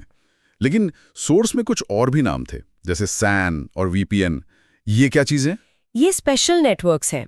SAN यानी स्टोरेज एरिया नेटवर्क एक सुपर फास्ट नेटवर्क है जो सिर्फ डेटा स्टोरेज के लिए बना है। डेटा सेंटर्स में इस्तेमाल होता होगा। बिल्कुल। बड़ी बड़ी कंपनियां जैसे गूगल या Amazon अपने डेटा सेंटर्स में इसका खूब इस्तेमाल करती हैं। और VPN मतलब वर्चुअल प्राइवेट नेटवर्क, ये तो बहुत काम की चीज है। ये पब्लिक इंटरनेट जैसे आपके घर के वाईफाई के ऊपर एक सीक्रेट सुरक्षित सुरंग जैसी बना देता है। अच्छा, ताकि डेटा सेफ रहे। हाँ, कंपनियां इसे इस्तेमाल करती हैं ताकि उनके कर्मचारी कहीं से भी काम करें तो उनका डेटा पूरी तरह सुरक्षित रहे। ठीक है, तो नेटवर्क का साइज समझ आ गया। पर इन नेटवर्क्स में डेटा चलता कैसे है? मतलब क्या वो एक ही तरफ जा सकता है या दोनों तरफ? ये बहुत अच्छा सवाल है। इसके 3 मोड्स होते हैं। पहला है सिंप्लेक्स। ये वन वे ट्रैफिक है, जैसे आपका कीबोर्ड कंप्यूटर को बताता है कि क्या टाइप हुआ, पर कंप्यूटर कीबोर्ड को कुछ बताता नहीं। या टीवी ब्रॉडकास्ट, हम सिर्फ देख सकते हैं, चैनल को जवाब नहीं दे सकते। सही। दूसरा है हाफ डुप्लेक्स। इसमें ट्रैफिक दोनों तरफ जा सकता है, पर एक बार में एक ही तरफ। जैसे वॉकी टॉकी, एक बोलता है तो दूसरा सुनता है, ओवर एंड आउट। बिल्कुल वही। और तीसरा है फुल डुप्लेक्स, जिसमें डेटा एक ही समय में दोनों तरफ आ जा सकता है। जैसे फोन पर बात करना या इंटरनेट पे ब्राउजिंग करना। आप डेटा भेज भी रहे हैं और रिसीव भी कर रहे हैं एक साथ। समझ गया। अब आते हैं नेटवर्क के लेआउट पर, मतलब उन्हें जोड़ा कैसे जाता है। सोर्सेज इसे नेटवर्क टोपोलॉजी कहते हैं। टोपोलॉजी मतलब नेटवर्क का नक्शा या बनावट। सबसे सिंपल है पॉइंट टू पॉइंट, जहां सिर्फ 2 डिवाइस एक केबल से सीधे जुड़े हैं। ठीक है। पर अगर ज्यादा डिवाइस हों तो डिजाइन बदलना पड़ता है। पुराने जमाने में बस टोपोलॉजी चलती थी। बस मतलब बस की तरह? हाँ, कुछ वैसा ही। एक ही मेन केबल होती थी, एक बैकबोन, और सारे कंप्यूटर्स उसी से जुड़े होते थे। अरे, इसमें तो एक बड़ी दिक्कत रही होगी। अगर वो मेन केबल खराब हो गई तो पूरा नेटवर्क ठप। बिल्कुल, यही इसका सबसे बड़ा माइनस पॉइंट था। इसी तरह रिंग टोपोलॉजी थी, जिसमें डेटा एक सर्कल में घूमता था। वो भी एक जगह से टूटने पर पूरा नेटवर्क बंद कर देती थी। इसीलिए आज ये इस्तेमाल नहीं होती। बहुत कम। आज हम ज्यादा मजबूत डिजाइन इस्तेमाल करते हैं, जैसे स्टार टोपोलॉजी। स्टार टोपोलॉजी मतलब तारे जैसा कुछ? हाँ, सोचिए बीच में एक सेंट्रल डिवाइस है, एक हब या स्विच, और सारे कंप्यूटर्स उसी से जुड़े हैं, जैसे एक तारे के पॉइंट्स। इसका क्या फायदा है? बाकी नेटवर्क चलता रहेगा। समझ गया। हाँ। और ये सेंट्रल डिवाइस, यही वो हब या स्विच है जिसके बारे में हम सुनते हैं? एकदम सही पकड़ा। वो सेंट्रल डिवाइस ही हब या स्विच होता है। हब एक पुराना और कह सकते हैं कि डम डिवाइस है। डम्ब? हाँ, उसके पास कोई भी डेटा आता है तो वो उसे अपने से जुड़े हर कंप्यूटर को भेज देता है। अरे, चाहे वो डेटा किसी के लिए भी हो? हाँ, इससे नेटवर्क में बहुत फालतू का ट्रैफिक या भीड़ हो जाती है। और स्विच इससे बेहतर कैसे है? स्विच एक स्मार्ट डिवाइस है। वो हर डिवाइस का एक खास पता, जिसे मैक एड्रेस कहते हैं, याद रखता है। ओके। तो जब उसके पास डेटा आता है तो वो उसे सिर्फ उसी डिवाइस को भेजता है जिसके लिए वो डेटा है। ये ट्रैफिक पुलिस की तरह है, जो हर गाड़ी को सही गली में भेजता है। ये तो बहुत बड़ा फर्क है। लेकिन अगर हमें ऐसी जगह नेटवर्क चाहिए जहां 1 सेकंड का भी डाउन टाइम बर्दाश्त नहीं कर सकते, जैसे मिलिट्री या स्टॉक मार्केट, तब तो स्टार टोपोलॉजी भी रिस्की है। अगर सेंट्रल स्विच ही फेल हो गया तो? बेहतरीन सवाल। ऐसी जगहों के लिए हम मेश टोपोलॉजी का इस्तेमाल करते हैं। मैश मतलब जाली जैसा? हाँ, इसमें हर डिवाइस बाकी सभी डिवाइस से सीधे जुड़ा होता है। मतलब हर डिवाइस से हर डिवाइस तक एक डायरेक्ट केबल? बिल्कुल। मतलब डेटा भेजने के अनगिनत रास्ते होते हैं। अगर एक रास्ता बंद हो जाए तो डेटा तुरंत दूसरा रास्ता पकड़ लेता है। पर ये तो बहुत महंगा और कॉम्प्लेक्स होगा। बहुत ज्यादा, लेकिन ये सबसे ज्यादा भरोसेमंद भी है। ठीक है, और भी कोई टोपोलॉजी है? हाँ, 2 और हैं। एक है ट्री टोपोलॉजी जो बस और स्टार को मिलाती है, और एक हाइब्रिड जो किसी भी 2 या 2 से ज्यादा टोपोलॉजी को मिलाकर बनती है। वाह, तो मतलब जैसी जरूरत वैसा नेटवर्क डिजाइन। लेकिन अभी तक हम एक ही नेटवर्क के अंदर की बात कर रहे हैं। मेरे घर के नेटवर्क को इंटरनेट से कौन जोड़ता है? उसके लिए है राउटर। राउटर? हाँ, राउटर 2 या ज्यादा अलग-अलग नेटवर्क्स का जंक्शन पॉइंट है। वो आईपी एड्रेस का इस्तेमाल करके डेटा पैकेट्स को एक नेटवर्क से दूसरे नेटवर्क तक का सबसे अच्छा रास्ता बताता है। अच्छा, तो मेरे घर का वाईफाई राउटर? वो असल में एक राउटर, एक स्विच और एक वायरलेस एक्सेस पॉइंट का कॉम्बिनेशन है। एक मिनट, यहाँ एक और डिवाइस का जिक्र है, गेटवे। ये राउटर से कैसे अलग है? गेटवे एक एम्बेसी के ट्रांसलेटर जैसा है। ट्रांसलेटर? मान लीजिए आपका घर का नेटवर्क हिंदी बोलता है और इंटरनेट इंग्लिश। गेटवे इन दोनों के बीच खड़ा होकर हर बात का अनुवाद करता है ताकि अलग-अलग प्रोटोकॉल वाले नेटवर्क्स आपस में बात कर सकें। ओके, तो राउटर ये गेटवे हो सकता है? हाँ, हर राउटर एक गेटवे की तरह काम कर सकता है, पर हर गेटवे राउटर नहीं होता। और इन सब के बीच फायरवॉल का क्या रोल है? नाम से तो लगता है ये कोई आग की दीवार है।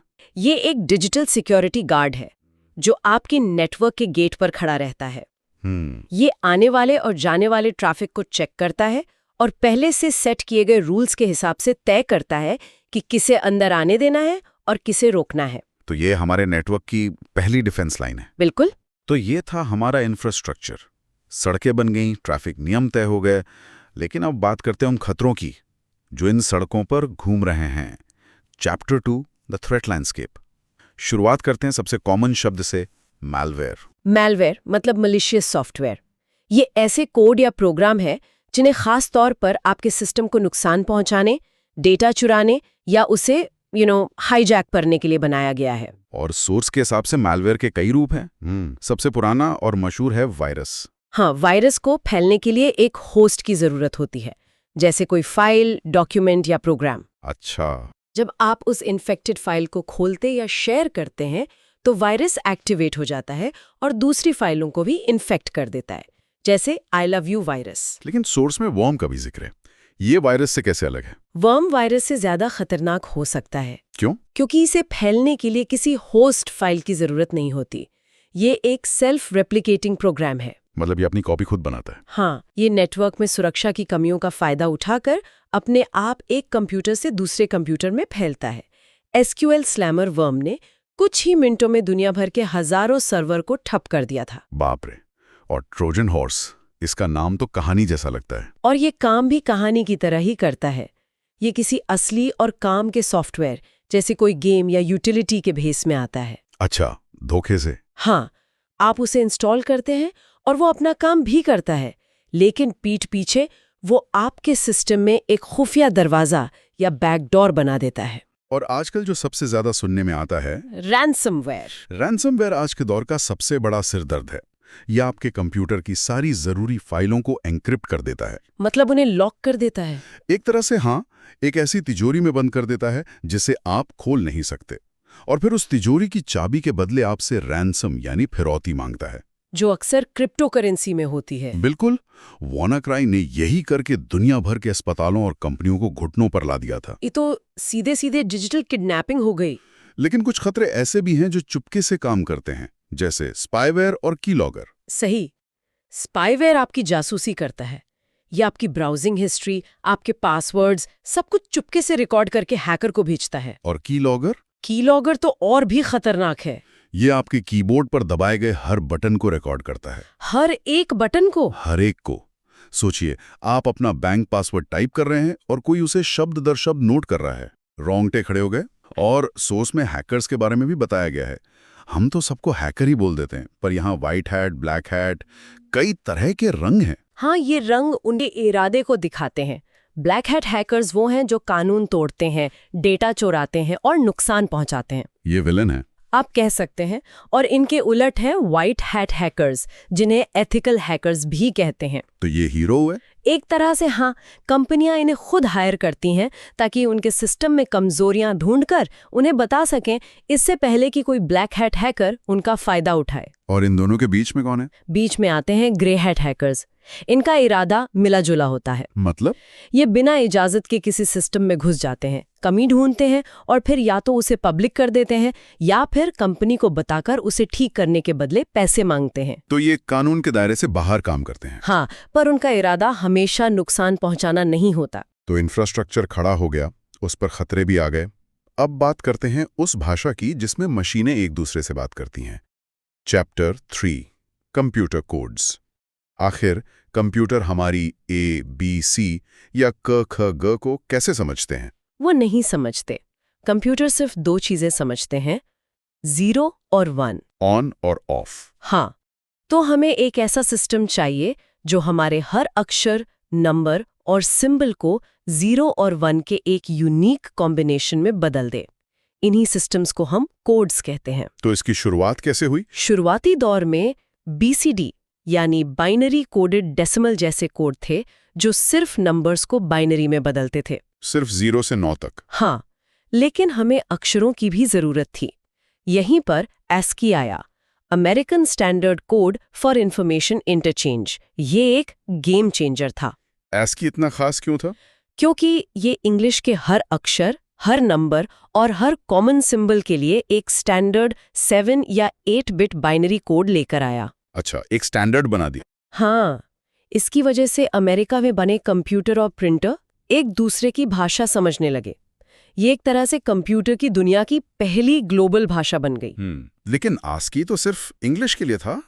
दुनिया में तो हजारों भाषाएं हैं, उनका क्या? बहुत सही सवाल। ASCII की यही सबसे बड़ी कमी थी। वो हिंदी, चाइनीज, अरबी या कोई और भाषा नहीं समझता था। इसी समस्या को हल करने के लिए यूनिकोड बनाया गया। तो यूनिकोड एक तरह का सुपर कोड है। बिल्कुल। यूनिकोड एक यूनिवर्सल स्टैंडर्ड है जो दुनिया की लगभग हर भाषा के हर अक्षर के लिए एक यूनिक कोड पॉइंट देता है। हर भाषा के लिए? हर भाषा, चाहे वो हिंदी का क हो, जापानी का कांजी हो या फिर हमारी पसंदीदा इमोजी। ये सब यूनिकोड की वजह से ही मुमकिन है। ये 16 बिट या उससे ज्यादा का हो सकता है और लाखों कैरेक्टर्स को सपोर्ट करता है। इसने इंटरनेट को सही मायनों में ग्लोबल बनाया है। सोर्स में एक और खास कोड का जिक्र है, ISCI। ये क्या है? ISCI यानी Indian script code for information interchange. ये भारत की अपनी कोशिश थी एक स्टैंडर्ड कोड बनाने की। अच्छा, भारतीय भाषाओं के लिए? हाँ, खासतौर पर भारतीय भाषाओं जैसे देवनागरी, तमिल, बंगाली, इन सब के लिए बनाया गया एक 8 बिट कोड था। इससे पहले कि यूनिकोड इतना पॉपुलर होता, ISCI ने भारतीय भाषाओं में कंप्यूटिंग की नींव रखी। तो संक्षेप में हमने 3 चीजें देखी। पहला, इंफ्रास्ट्रक्चर, वो फिजिकल और लॉजिकल ढांचा जो डिवाइसेस को LAN से लेके WAN तक जोड़ता है। दूसरा, थ्रेट्स, वायरस और रैंसमवेयर जैसे खतरे जिनसे बचने के लिए फायरवॉल जैसी सुरक्षा जरूरी है। और तीसरा, लैंग्वेज, ASCII और यूनिकोड जैसे कोड्स जो मशीनों को आपस में बात करने का एक स्टैंडर्ड तरीका देते हैं। सही। मशीन की भाषा, ये तो हम जानते हैं कि कंप्यूटर हमारी तरह हिंदी या अंग्रेजी नहीं समझते, तो फिर उनकी दुनिया चलती कैसे है? उनकी दुनिया चलती है अंकों से, जिन्हें हम नंबर सिस्टम कहते हैं। हर सिस्टम का एक बेस होता है जो बताता है कि उसमें कितने अंक हैं। जैसे हमारा डेसिमल सिस्टम। हाँ, इंसानों के लिए सबसे स्वाभाविक है डेसिमल यानी बेस 10। शायद इसलिए क्योंकि हमारे पास 10 उंगलियां हैं। इसमें 0 से 9 तक कुल 10 अंक होते हैं, जैसे साल 2025 लिखना। और कंप्यूटरों की दुनिया, वो तो बेस 2 पर चलती है, जिसे हम बाइनरी कहते हैं। पर सवाल यह है कि सिर्फ 2 ही अंक क्यों, 0 और 1? क्या ये थोड़ा सीमित नहीं है? ये सीमित नहीं बल्कि भरोसेमंद है। देखिए, कंप्यूटर के अंदर करोड़ों छोटे छोटे स्विच होते हैं। ट्रांजिस्टर। बिल्कुल, ट्रांजिस्टर। और एक स्विच की दो ही पक्की अवस्थाएं हो सकती हैं, ऑन या ऑफ। बस यही है 1 और 0।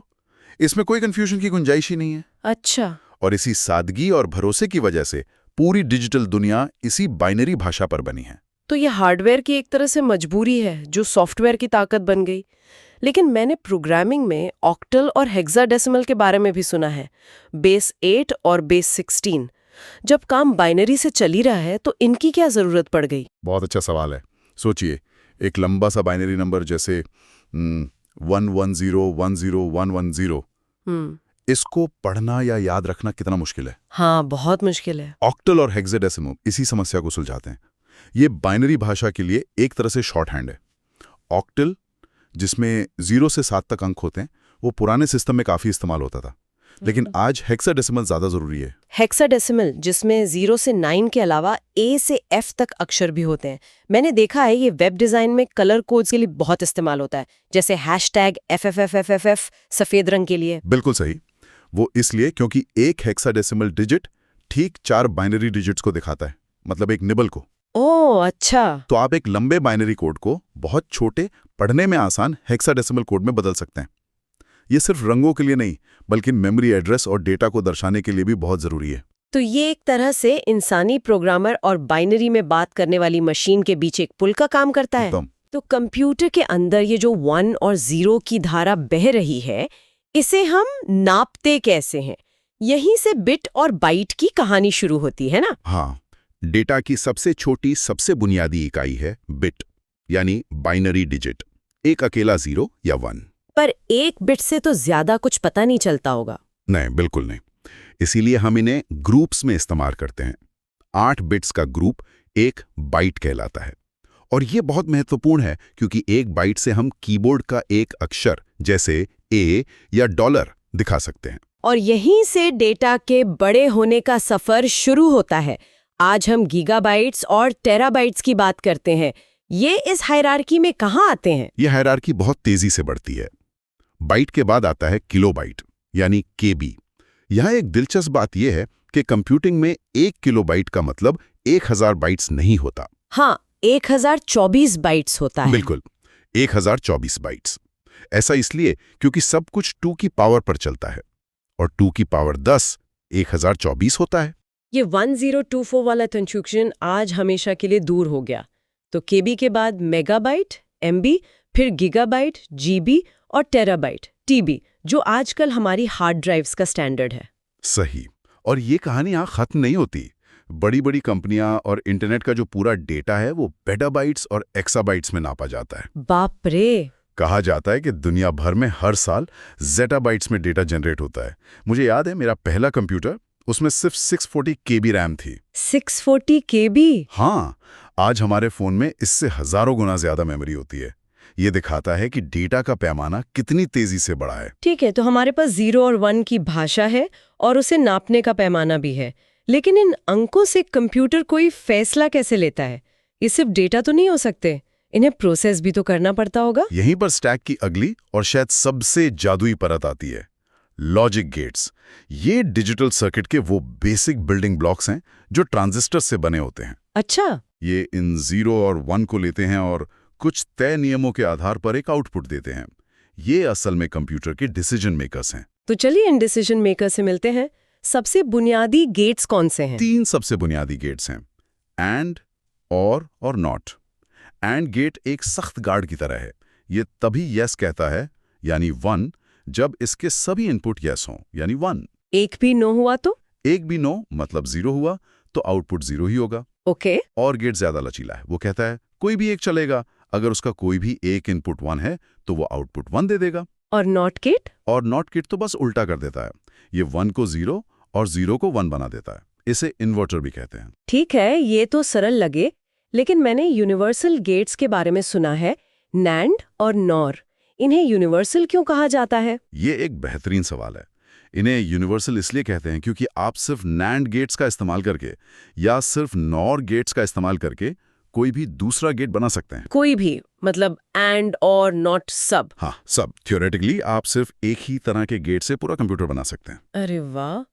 तो अगर ये इतने शक्तिशाली हैं, तो हम एंड और को अलग से पढ़ते ही क्यों हैं?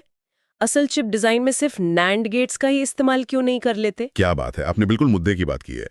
शुरुआती दिनों में ऐसा किया भी जाता था, क्योंकि एक ही तरह का गेट बनाना सस्ता और आसान था। अच्छा। लेकिन आज परफॉर्मेंस और एफिशिएंसी के लिए डिजाइनर्स खास कामों के लिए डेडिकेटेड एंड या और गेट्स का इस्तेमाल करते हैं, क्योंकि वे तेज होते हैं। तो ये हमेशा सादगी और स्पीड के बीच एक ट्रेड ऑफ होता है। समझ गए। और नैंड का मतलब नॉट एंड, नॉट एंड, और नॉर का नॉट और, बिल्कुल। और आखिर में है एक्सक्लूसिव गेट्स, XOR और XNOR। इनके नाम से लगता है कि ये कुछ खास करते हैं। हाँ, ये तुलना करने और गणित करने के लिए बने हैं। XOR यानी एक्सक्लूसिव और एक डिफरेंस डिटेक्टर है। डिफरेंस डिटेक्टर मतलब ये तभी वन आउटपुट देता है जब इसके इनपुट्स एक दूसरे से अलग हों, एक 0 दूसरा 1। और ये बहुत काम की चीज है। दो बाइनरी नंबरों को जोड़ने का जो सबसे बेसिक ऑपरेशन होता है वो इसी गेट पर निर्भर करता है। क्या बात करें, मतलब कंप्यूटर का जो कैलकुलेटर है वो इसी छोटे से गेट पर बना है। बिल्कुल, यही उसकी नींव है। इतना ही नहीं, डेटा को सुरक्षित रखने के लिए क्रिप्टोग्राफी में भी बिट्स को पलटने के लिए इसका इस्तेमाल होता है। और एक्सनॉर गेट? एक्सनॉर गेट इसका ठीक उल्टा है। ये एक इक्वालिटी डिटेक्टर है। ये तब 1 देता है जब दोनों इनपुट एक जैसे हों। अच्छा, बराबरी जांचने के लिए। हाँ, दो चीजों की बराबरी जांचने के लिए परफेक्ट है। तो हमारे पास ये लॉजिक गेट्स हैं जो 0 और 1 पर छोटे छोटे फैसले लेते हैं। 1975 में बिल गेट्स और पॉल एलन, उन्होंने ये समझा कि हार्डवेयर की ताकत को आम लोगों तक पहुंचाने के लिए उनके और मशीन के बीच एक पुल बनाना होगा। वही पुल है ऑपरेटिंग सिस्टम। तो जब हम माइक्रोसॉफ्ट इकोसिस्टम की बात करते हैं तो वो सिर्फ विंडोज ओएस नहीं है ना? नहीं, बिल्कुल नहीं। विंडोज ओएस उस इकोसिस्टम का दिल है, जो दुनिया का सबसे लोकप्रिय डेस्कटॉप ओएस है। लेकिन इसके चारों ओर सर्विसेज और एप्लीकेशंस का एक पूरा जाल है। जैसे स्काइप, टीम्स। हाँ, कम्युनिकेशन के लिए स्काइप और अब टीम्स, क्लाउड स्टोरेज के लिए वन ड्राइव, वेब ब्राउजिंग के लिए एज। ये सब मिलकर काम करते हैं ताकि यूजर को एक स्मूथ और कनेक्टेड एक्सपीरियंस मिले। और इस इकोसिस्टम का सबसे मशहूर चेहरा शायद MS ऑफिस है। बिल्कुल। वर्ड, एक्सेल, पावरपॉइंट, ये आज प्रोफेशनल्स और स्टूडेंट्स के लिए एक स्टैंडर्ड बन चुके हैं। MS ऑफिस ने प्रोडक्टिविटी की परिभाषा ही बदल दी। तो चलिए स्टैक की सबसे ऊपरी परत MS वर्ड पर आते हैं। ये सिर्फ एक टाइपराइटर का डिजिटल रूप तो नहीं है, इसके अंदर भी वही लॉजिक काम कर रहा है जो हमने नीचे की परतों में देखा। एकदम। MS वर्ड एक वर्ड प्रोसेसिंग सॉफ्टवेयर है जिसकी फाइल एक्सटेंशन .docx होती है। जब आप इसमें काम करते हैं तो आपको एक यूजर फ्रेंडली इंटरफेस दिखता है। हाँ, सबसे ऊपर टाइटल बार, फिर रिबन, बीच में वर्कस्पेस और नीचे स्टेटस बार। लेकिन हर एक्शन के पीछे बाइनरी लॉजिक ही है। इसे एक उदाहरण से समझते हैं। मान लीजिए मैंने टेक्स्ट को सिलेक्ट करके बोल्ड बटन पे क्लिक किया या Ctrl+B दबाया। पर्दे के पीछे क्या होता है? पर्दे के पीछे MS वर्ड उस टेक्स्ट से जुड़े मेटा डेटा में एक बाइनरी फ्लैग सेट कर देता है। ये ठीक वैसा ही है जैसा हमने बाइनरी में देखा था। एक स्विच का ऑन हो जाना मतलब 0 से 1 हो जाना। अच्छा। ये 1 रेंडरिंग इंजन को बताता है कि इन अक्षरों को स्क्रीन पर एक अलग मोटे फॉन्ट में दिखाना है।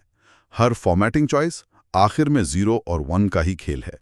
तो रिबन में जो होम टैब है जिसमें फॉन्ट और पैराग्राफ के ऑप्शंस हैं, वो असल में टेक्स्ट के साथ जुड़े इन बाइनरी फ्लैग्स को मैनेज करने का एक विजुअल तरीका है। बिल्कुल। इसी तरह इंसर्ट टैब आपको पिक्चर्स या चार्ट्स डालने देता है।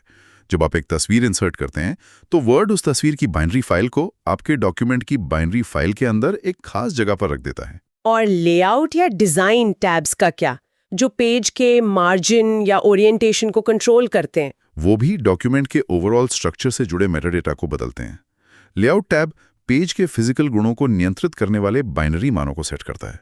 मार्जिन कितना पिक्सल होगा, पेज वर्टिकल होगा या हॉरिजॉन्टल। और अब बात करते हैं रेफरेंसेस और रिव्यू टैब्स की। इनमें ट्रैक चेंजेस जैसा एक पावरफुल फीचर है। क्या ये भी बाइनरी लॉजिक पर काम करता है? हाँ, और बहुत ही स्मार्ट तरीके से।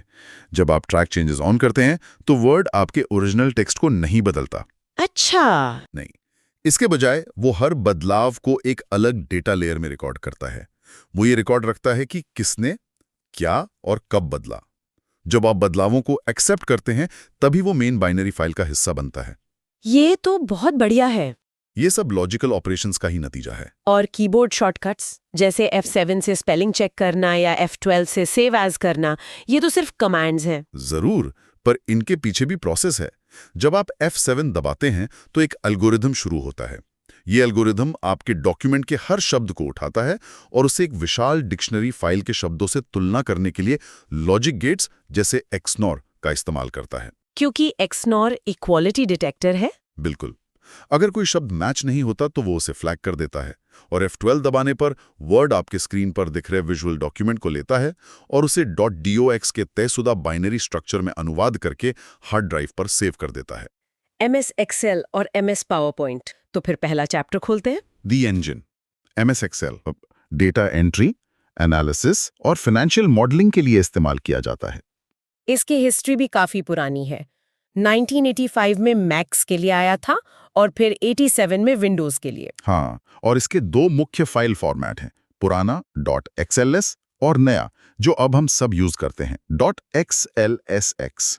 इसका प्राइमरी काम है डेटा स्टोर करना, कैलकुलेशन करना और उसे विजुअलाइज करना। एग्जैक्टली। ठीक है, तो अब एक्सेल के बेसिक बनावट की बात करते हैं, जिसे हमारे सोर्स में एनाटॉमी ऑफ अ वर्कबुक कहा गया है। हाँ, ये समझना बहुत जरूरी है।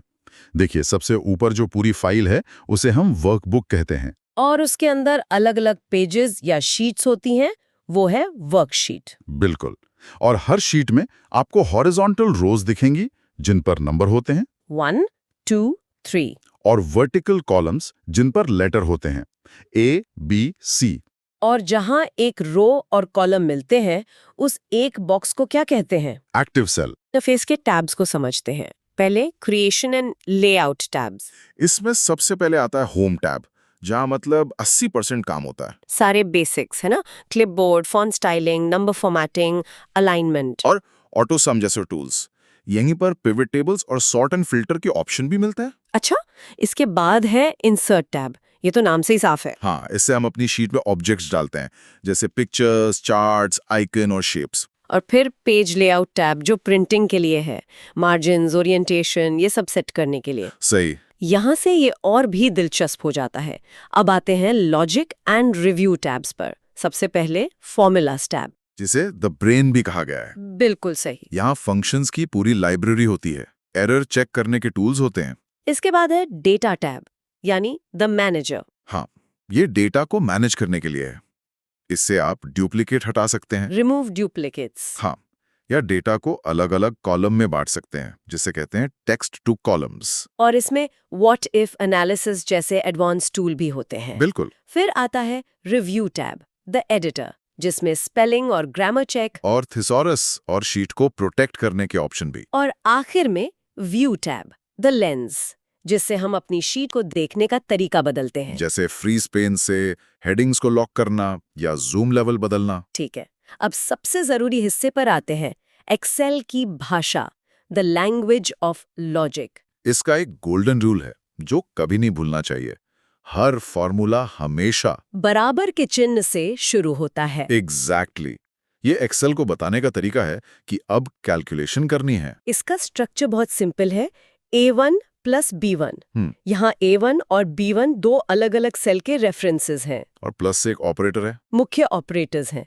प्लस जोड़ने के लिए, घटाने के लिए, गुणा करने के लिए और भाग देने के लिए। इसी लॉजिक पर कुछ बहुत जरूरी मैथ और स्टैट्स फंक्शन काम करते हैं, जैसे सम। ये तो सब जानते हैं, दिए गए रेंज की सभी वैल्यूज को जोड़ता है। फिर एवरेज, जो नंबर्स का औसत निकालता है। मिन और मैक्स भी है, जो रेंज में सबसे छोटी या सबसे बड़ी वैल्यू ढूंढते हैं। हाँ, और दो बहुत काम के काउंटिंग फंक्शन है। पहला है काउंट। ये सिर्फ उन सेल्स को गिनता है जिनमें नंबर्स होते हैं। बिल्कुल। और दूसरा है काउंटा, जो उन सभी सेल्स को गिनता है जो खाली नहीं है, मतलब टेक्स्ट हो या नंबर, सब गिनेगा। ये तो बहुत काम का है। और एक फंक्शन है टुडे। हाँ, ये हमेशा आज की तारीख बताता है। आपकी रिपोर्ट हमेशा अपडेटेड रहती है। इसके आगे एडवांस्ड लॉजिक एंड लुकअप भी है। इसमें लॉजिकल फंक्शंस आते हैं, जैसे इफ फंक्शन, डेटा सर्च करने के लिए। हाँ, अब उसका एक नया और ज्यादा फ्लेक्सिबल रिप्लेसमेंट आ गया है, एक्स लुकअप। अच्छा, इन दोनों में क्या फर्क है? वी लुकअप सिर्फ बाएं से दाएं ढूंढ सकता था, एक्स लुकअप किसी भी दिशा में ढूंढ सकता है। ये छोटा सा बदलाव है, पर इससे घंटों की मेहनत बचती है। अरे वाह, ये फंक्शंस तो मतलब लाखों की डेटा एंट्री में से पलक झपकते ही सही जानकारी निकाल कर दे सकते हैं। यही तो एक्सेल का जादू है। ठीक है, नंबर्स निकल गए, पर उन्हें समझाना भी तो जरूरी है। यहीं पर डेटा विजुअलाइजेशन एंड एनालिसिस काम आता है। बिल्कुल, हम बार, पाई और लाइन चार्ट्स और ग्राफ्स बना सकते हैं। लेकिन इसमें 2 बहुत पावरफुल टूल्स बताए गए हैं। पहला है पिवट टेबल्स। हाँ, ये बहुत बड़े डेटा सेट को बिना ओरिजिनल डेटा बदले समराइज और रीऑर्गेनाइज कर देता है। ये एक तरह से डेटा का इंटरैक्टिव डैशबोर्ड है। हाँ। और दूसरा है फिल्टरिंग टूल्स। और जैसे स्लाइसेस और टाइमलाइंस जो आपके डैशबोर्ड को और भी इंटरैक्टिव बनाने में मदद करते हैं। और आखिर में एक्सेल में तेजी से काम करने के लिए कुछ एफिशिएंसी कीज। हाँ, जैसे F2 सेल को एडिट करने के लिए, F11 तुरंत चार्ट बनाने के लिए, कंट्रोल प्लस सेमीकोलन आज की तारीख डालने के लिए, और control plus H। Find and replace के लिए। सही। तो हमारा डेटा तैयार है, एनालिसिस हो गया, अब इसे दुनिया को कैसे दिखाएं? यहाँ आता है हमारा दूसरा chapter, the canvas MS PowerPoint the visual story teller. बिल्कुल, ये स्लाइड्स और मल्टीमीडिया नैरेटिव्स के लिए एक प्रेजेंटेशन सॉफ्टवेयर है। इसे 1987 में फोरथॉट इंक नाम की कंपनी ने बनाया था, जिसे बाद में माइक्रोसॉफ्ट ने खरीद लिया। और इसका मकसद है टेक्स्ट, इमेज, ऑडियो और वीडियो के जरिए विजुअल कम्युनिकेशन करना। हाँ, इसके भी 2 फाइल फॉर्मेट हैं, पुराना PPT और नया PPTX। एक प्रेजेंटेशन के मुख्य elements of a slide deck क्या होते हैं? सबसे बेसिक यूनिट तो है द स्लाइड। हाँ, एक स्लाइड, उसके अंदर होते हैं प्लेस होल्डर्स जहां हम टेक्स्ट या मीडिया डालते हैं। और नीचे वो छोटा सा एरिया होता है नोट स्पैन। स्पीकर के लिए छुपे हुए नोट्स, ये बहुत काम आता है। कई स्लाइड्स को एक खास स्ट्रक्चर देने के लिए स्लाइड लेआउट्स भी होते हैं। हाँ, जैसे टाइटल स्लाइड या कंपैरिजन स्लाइड। और इन सब को कंट्रोल करता है स्लाइड मास्टर। स्लाइड मास्टर, ये बहुत लोग इस्तेमाल नहीं करते, पर ये है बहुत पावरफुल। ये पूरी प्रेजेंटेशन की थीम, फॉन्ट्स और ग्लोबल लेआउट को एक जगह से कंट्रोल करता है। बहुत समय बचता है इससे। अब इसके इंटरफेस की बात करते हैं। क्रिएशन के लिए 3 मुख्य टैब हैं। पहला, होम टैब। यहाँ नई स्लाइड्स बनाने, लेआउट बदलने, शेप्स डालने और फॉन्ट फॉर्मेटिंग के टूल्स हैं, बिल्कुल एक्सेल जैसा। फिर इंसर्ट टैब, जिससे हम pictures, smart art, charts, audio, video और स्क्रीन रिकॉर्डिंग जैसी चीजें भी डाल सकते हैं। और डिजाइन टैब से हम प्रेजेंटेशन की विजुअल स्टाइल बदलते हैं, थीम, स्लाइड का साइज, बैकग्राउंड, ये सब। सही। प्रेजेंटेशन सिर्फ दिखने में नहीं, बल्कि चलने में भी अच्छी होनी चाहिए। इसके लिए है मोशन एंड डिलीवरी टैब्स। हाँ। पहला है ट्रांजिशंस टैब। ये स्लाइड्स के बीच में इफेक्ट डालता है, जैसे मॉर्फ, फेड या पुश। और दूसरा एनिमेशन स्टेप, वो स्लाइड के अंदर ऑब्जेक्ट्स पर इफेक्ट डालता है। ये एनिमेशन पेन से मैनेज होता है। और जब सब तैयार हो जाए तो स्लाइड शो टैब प्रेजेंटेशन को कंट्रोल करने के लिए है। शुरू से चलाना, टाइमिंग रिहर्स करना या प्रेजेंटर व्यू का इस्तेमाल करना। विजुअल डायनामिक्स में इसी फर्क को साफ साफ समझाया गया है। ट्रांजिशंस पूरी स्लाइड पर और एनिमेशंस स्लाइड के अंदर मौजूद ऑब्जेक्ट्स पर। एनिमेशंस की भी अपनी कैटेगरी होती हैं। एंट्रेंस, एम्फेसिस, एग्जिट और motion paths. Green, yellow, red. बिल्कुल। प्रेजेंटेशन बनाते समय अलग-अलग व्यूज की जरूरत पड़ती है। नॉर्मल व्यू तो हमारा मेन एडिटिंग मोड है। हाँ। फिर आता है स्लाइड सॉर्टर व्यू, जिसमें हम सभी स्लाइड्स को एक साथ देखकर उनका क्रम बदल सकते हैं। और notes page view, speaker notes तैयार करने के लिए। और स्लाइड मास्टर व्यू, जैसा हमने बात की, ग्लोबल टेम्पलेट को कंट्रोल करने के लिए। और अगर टीम के साथ काम कर रहे हैं तो रिव्यू एंड कोलैबोरेशन के फीचर्स बहुत काम आते हैं। जैसे प्रूफिंग, लैंग्वेज, कमेंट्स, फीडबैक के लिए।